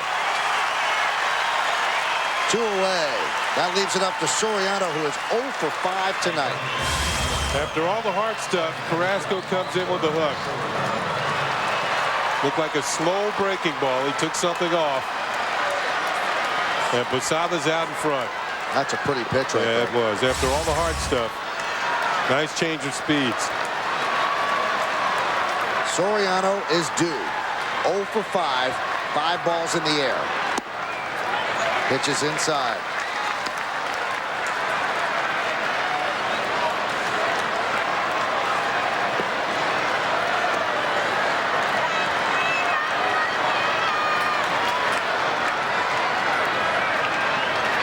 And the 1-0. There's the strike.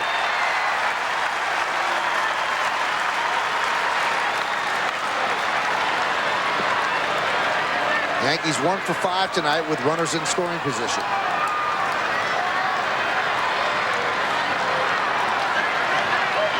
One. Grounded deep to third. Batista field steps on third. And Carrasco works out of trouble. For the Yankees, no runs, no hits, 3 walks, no errors, and the bases are left loaded. We go to the bottom of the 11th inning here at Camden Yards. It's the Yankees 4 and the Orioles 4. Hey, you have to stick around after the last out for the Nissan postgame with Fred Hickman and Susan Waldman, featuring detailed analysis of tonight's game, interviews with players, plus scores and highlights from around the league. This one you have to watch, the Nissan postgame, immediately following the game right here on Yes. Brian Roberts leads off against Chris Hammond, and the first pitch is a strike. Well, Michael, we were talking about what went around with the right field position for the Yankees in this game. Bunted third base side, barehanded by Boone. Fires to first, pulls Johnson off the bag, a base hit for Roberts.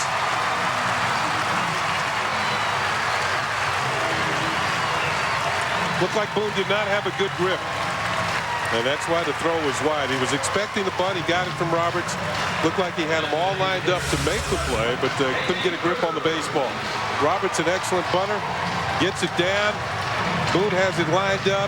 Maybe not the best of grips, and the ball is wide down the first baseline. Now they're playing for the bunt against Davy Cruz.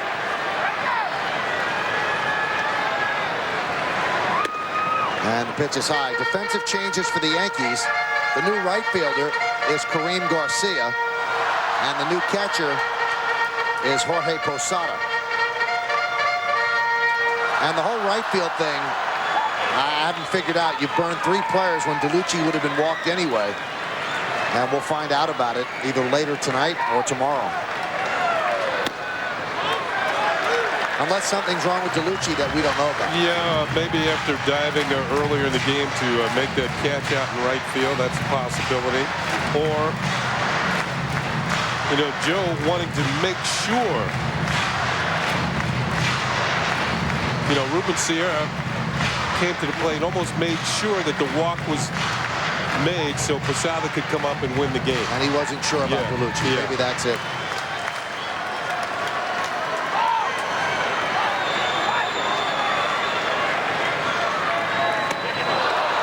Take the bunt off on 2-0, and he swings through a changeup. If they thought they were going to get a fastball from Hammond, they were wrong. Well, they got one the first pitch. Changeup's a nice pitch to bunt, too. Yankees still expecting the bunt here. Yeah, that was nicely done by Hammond. Throwing over the first, and Cruz did indicate he was going to bunt. Yep, he ran the hands up as the throw was made to first. Now he's already squared around. Bunted toward first. Nice bunt by Cruz. The out is made at first, so the sacrifice successful. 3-4. And Roberts, the winning run, moves to second base.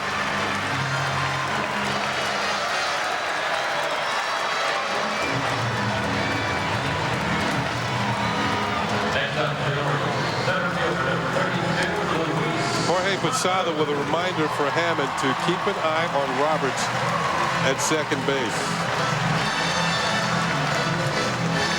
What was that movie, Lawrence of Arabia, years ago? The towels over the head? Yeah. Here's Matos, the reason that we're in the 11th inning. A leadoff home run in the bottom of the 9th against Rivera, tied it at 4. And there's a strike. And if you missed that, here is that home run against Rivera. No doubt about it.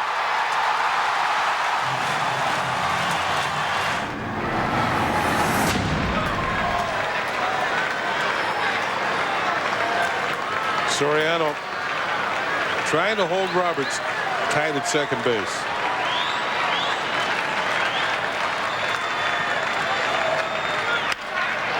Driven out to deep right field. Going back Garcia. He'll make the play in front of the warning track. Roberts tags, and he goes to third. The throw is cut off by Jeter. So the tying, or should I say the winning run, is 90 feet away for the Orioles.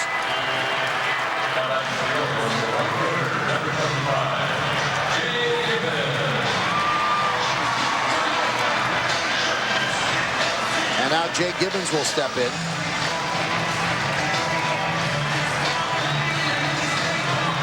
Gibbons is 0 for 4.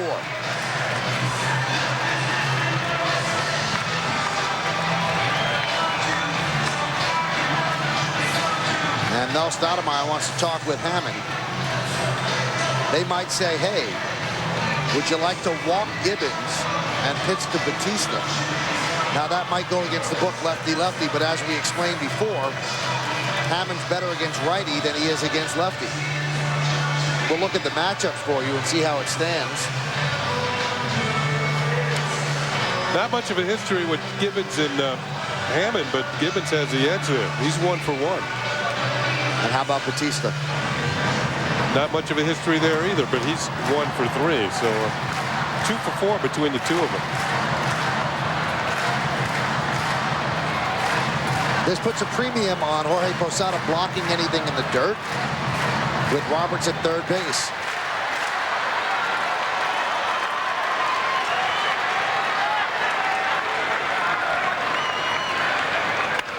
Gibbons with a high fly ball to center field. Hammond will work out of it. Bernie Williams is there, and he puts it away for the final out of the inning. So the bunt single does not affect the Yankees. No runs a hit, no errors, and one man left. We played 11 here at Camden Yards. Yankees 4, Orioles 4, get set to go to the 12th.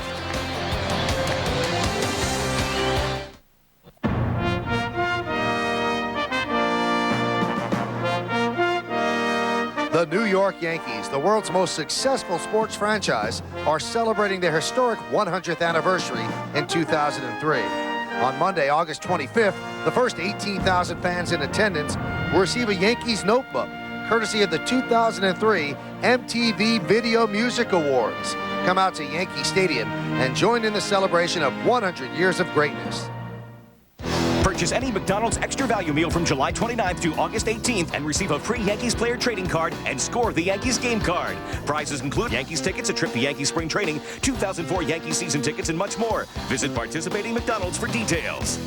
The Mike and the Mad Dog Show is on the road again. Join Mike Francesa and special guests live from Jets training camp at Hofstra University. Get everything gang green with a Jets season preview when Mike and the Mad Dog goes on the road. Tuesday at 1, right here on Yes. Tomorrow afternoon on Yes, Derek Jeter and the Yankees battle the Orioles as they finish the 4-game series here in Baltimore. Complete coverage begins at 1 o'clock with Fred Hickman and the Yankees pregame. Then join Michael Kay and me as we call the action beginning at 1:30. Yankees versus Orioles tomorrow afternoon starting at 1 o'clock. And you can catch it right here on Yes. Hector Carrasco still in there. He'll start off with Nick Johnson here in the 12th. And the pitch is low.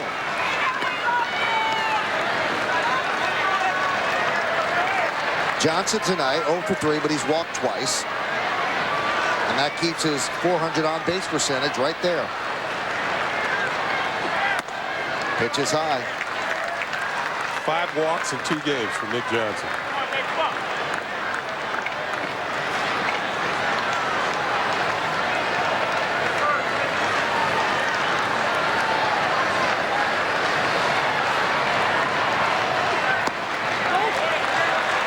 Might be 6 real soon. Woo. He can eyeball.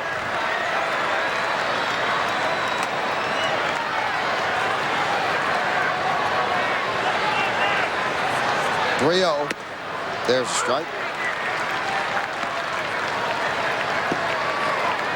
Leading off an inning, he should be able to get a pretty good pitch here. Something he could put in play. Hard. 3-1. He won't. Wow.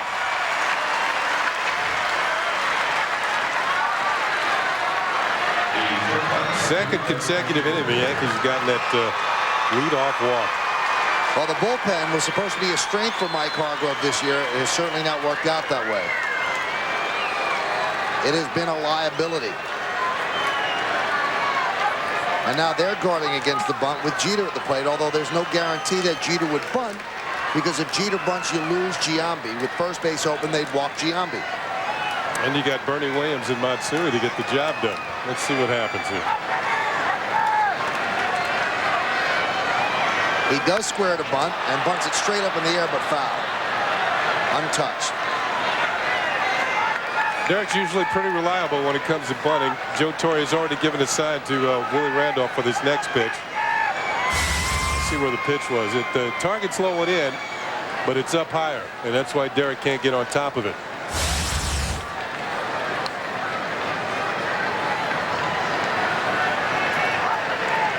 So if you're Bernie Williams and you're in the dugout and you see Derek Jeter attempting the bunt, you know it's going to boil down to you. This time he's swinging, and they have Nick Johnson hung up. The throw to first is in time. The hit and run was on, and Jeter swung through it. So Fordyce made the throw through, and you score at 2-6-3. Johnson out trying to steal.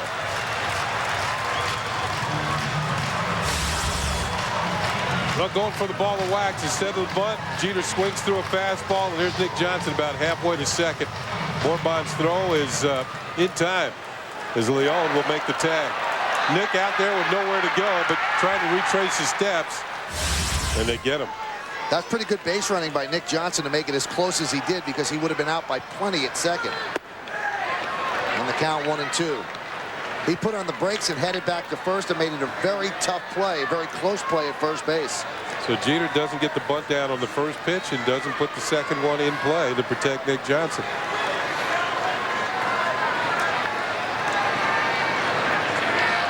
One-two. Inside 2-2.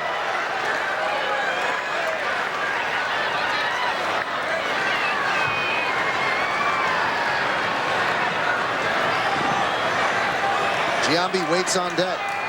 We are in the top of the 12th inning. 4-4 game, Yankees against the Orioles. And the 2-2. Popped him up behind the plate, out of play.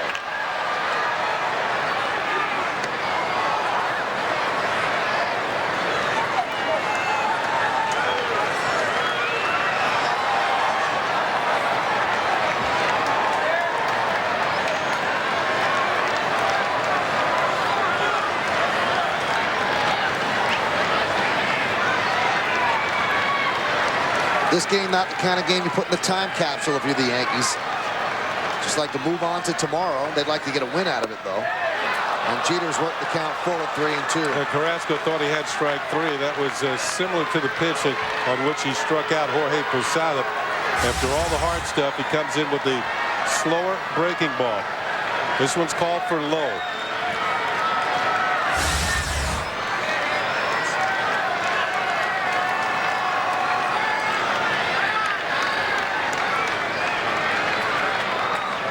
And the 3-2. He struck him out. Fastball low and inside. 2 away. That might have been ball 4.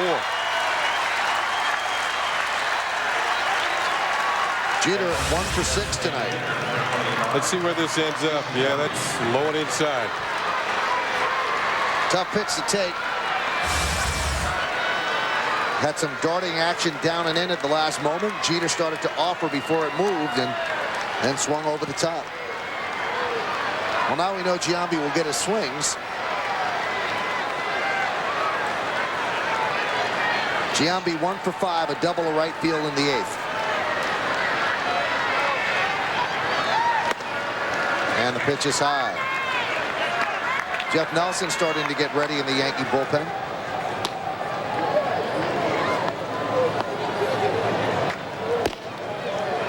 That's not warming with any urgency. That's if Hammond gets into any trouble.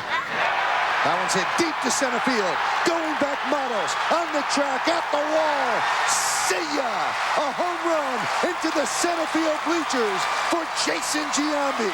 And the Yankees lead 5-4. A monster blast by Giambi to give the Yankees the lead.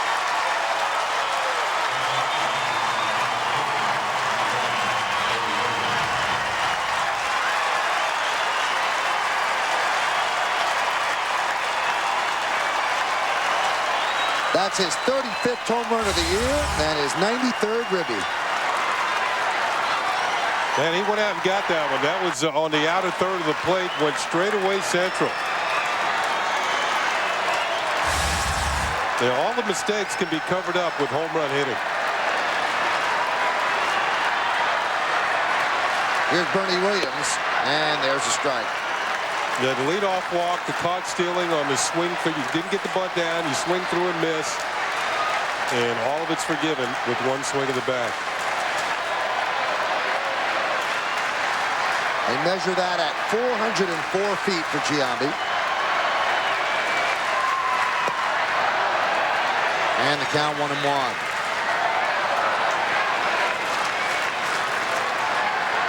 Giambi's having a heck of a year when you consider how poorly he started. He has really picked up the pace, leading the American League in home runs. Missed outside, 2-1.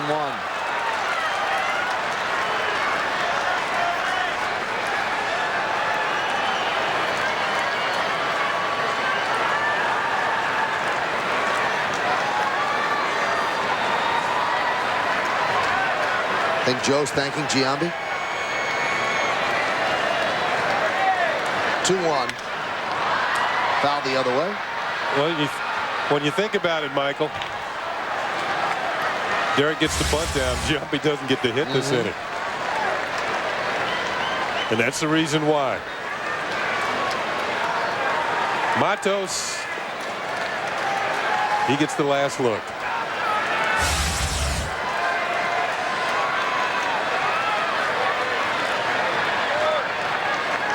And the 2-2.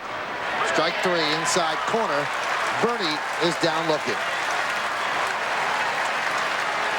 Well, the Yankees have a lead, and that lead provided by Jason Giambi. 1 run, 1 hit, no errors, and nobody left on base. His 35th home run of the year. For the second time tonight, the Yankees will try to close out a win. They lead 5-4. Last licks for the O's.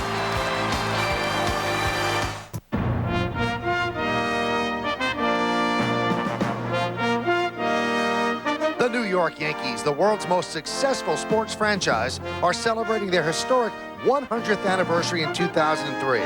It's a long-time Yankee tradition. On Tuesday, August 19th, Cap Night, the first 18,000 fans in attendance will receive a Yankees cap courtesy of Power Your Way. Come out to Yankee Stadium and join in the celebration of 100 years of greatness.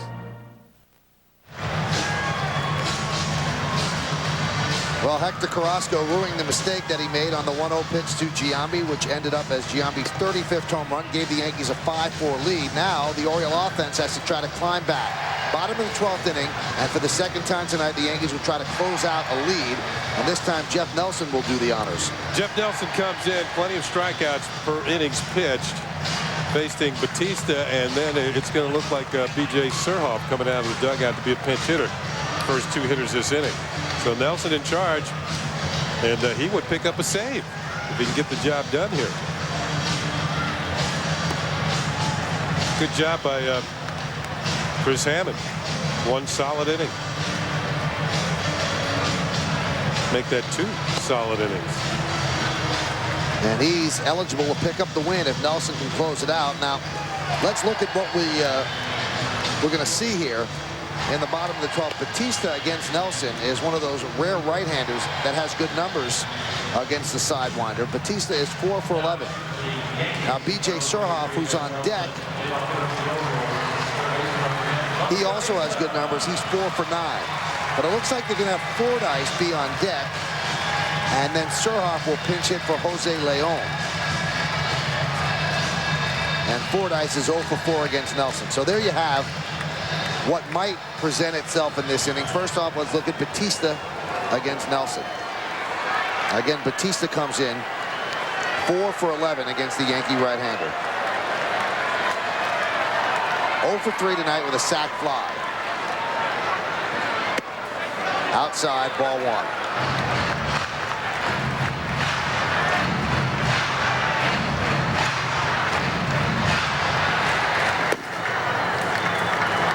Buddy Groom warming for the Orioles as they hope for the 13th.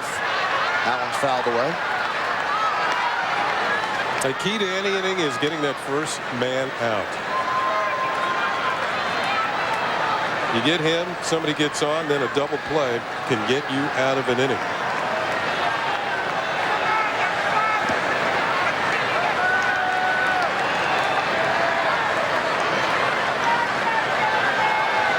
One. Missed outside. 2-1.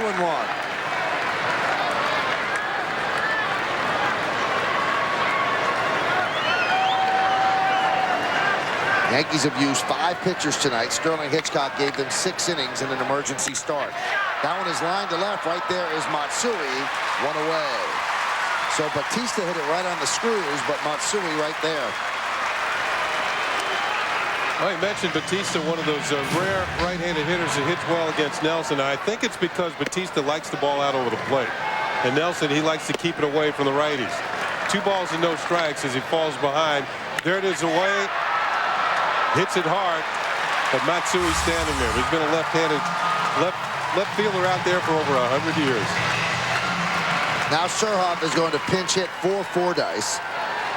Fordyce had a home run earlier in the game, 1 for 4.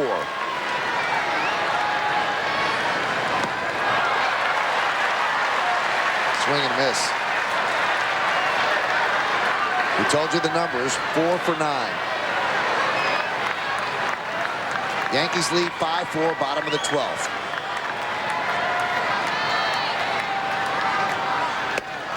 Strike right down the middle, 0-2. A nice sweeping breaking ball.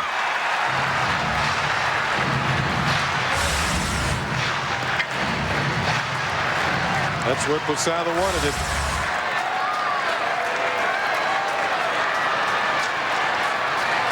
The 0-2. Strike 3 inside corner. Surhoff down looking. Nelson 1 out away from nailing this one down. And that 1 out will have to come against Jack Cust, pinch hitting for Jose Leon. Well, he made quick work of Surhoff. He swung at a bad pitch, then painted with a breaking ball, and then painted the inside corner with a fastball.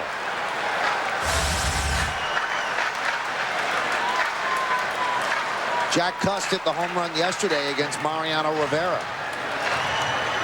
And Cust stands between Jason Giambi being a hero and the 13th inning.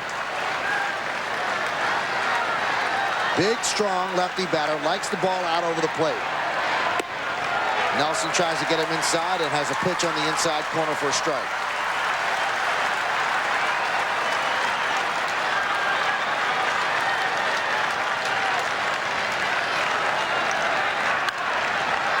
Foul back, 0-2. Yeah, that's the danger area right there. And you notice the pitch that he hits is out over here some. Yeah, right there and up. Hit it to deep left center. He's got a quick stroke.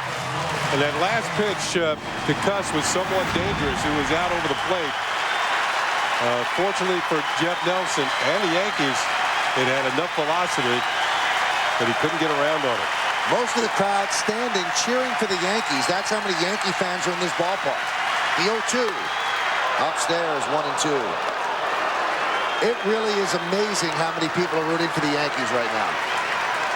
A sellout crowd, and I'd say 3/4 of the crowd are Yankee fans. And the 1-2. Missed outside, count even at 2-2. Larry Bigbie is on deck.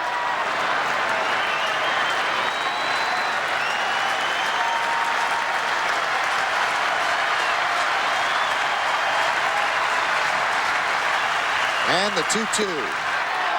Just missed as Nelson took a hop and a step toward the Yankee dugout trying to get strike 3. And that does not endear him to home plate umpire Alfonso Marquez. So Cust has worked the count full.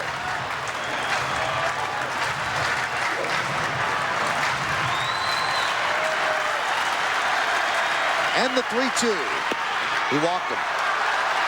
The Orioles are still alive.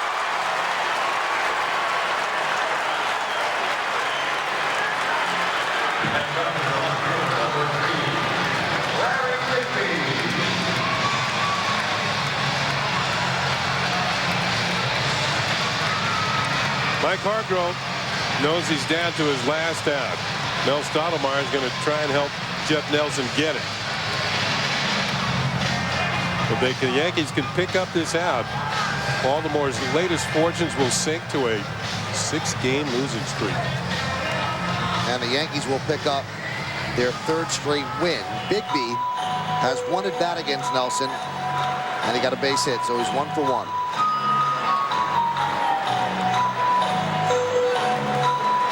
Not too many maneuvers for Mike Hargrove. Cust does not have great speed, and in all likelihood, he would not be able to score from first on an extra base hit. Another reason for that is because you see where the Yankee outfielders are playing. They're very deep. They do not want a ball to carry over their heads.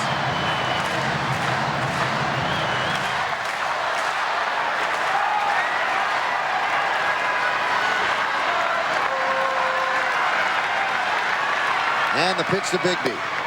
Inside, 1-0.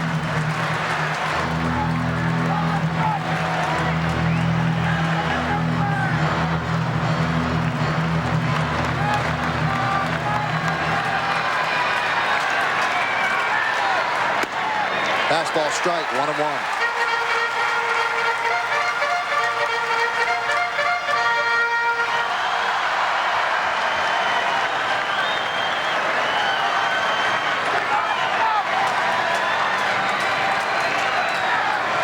And the 1-1. A A strike on the outside corner, 1-2. Jumping ahead with 2 quick fastball strikes. Again, the Yankees are 1 strike away.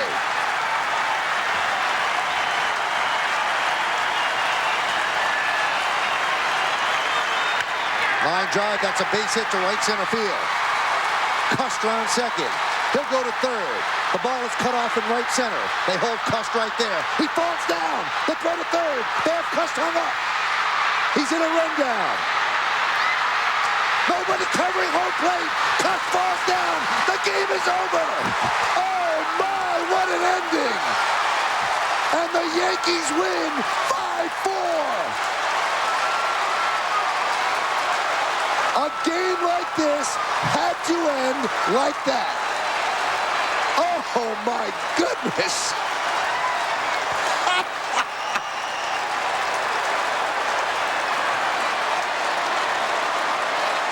Unbelievable. Not once, but twice, Jack Cust fell down between third and home. Well, we talked about a pinch runner. It might not have been a bad idea. Wow. He's going to have a new nickname, Skates. Wow. Yankees are smiling right now, smiling out of relief. Well, we talked about how deep the outfielders are and trying to prevent a ball from going to the wall. This was deep in the gap in left center. Good throw from Kareem Garcia to Soriano, who realizes Cust is falling down. Boone drops the ball, throws to Posada, back to Boone, gets out of the way, but there's nobody covering home plate. Cust falls down again, and Boone is able to tag him for the 3rd out of the game, about 5, 6, maybe less than 10 feet away from home plate and a tie game. Here's Posada's return throw. Nobody's at home plate. Cust trying to get home. He's 5 feet away from tying the ball game and is tagged out at home plate. Here's Tom Trebelhorn waving it home. Now he will stop him when Soriano has the ball. There's the first slip. The second one is about to come into fruition. Right here. It's like his shoes are tied together, and he's tagged out at home plate. And there is the manifestation of that fall. A divot that Tiger Woods would be proud of. Unbelievable.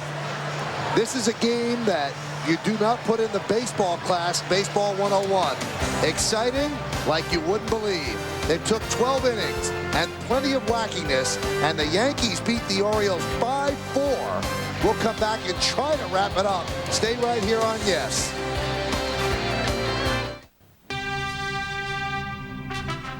Dave Righetti on the threshold of making history here at Yankee Stadium. He sets the kick and the pitch. He struck him out. Righetti has pitched a no-hitter. Dave Righetti has pitched a no-hitter. He strikes out Boggs for the final out of the ball game.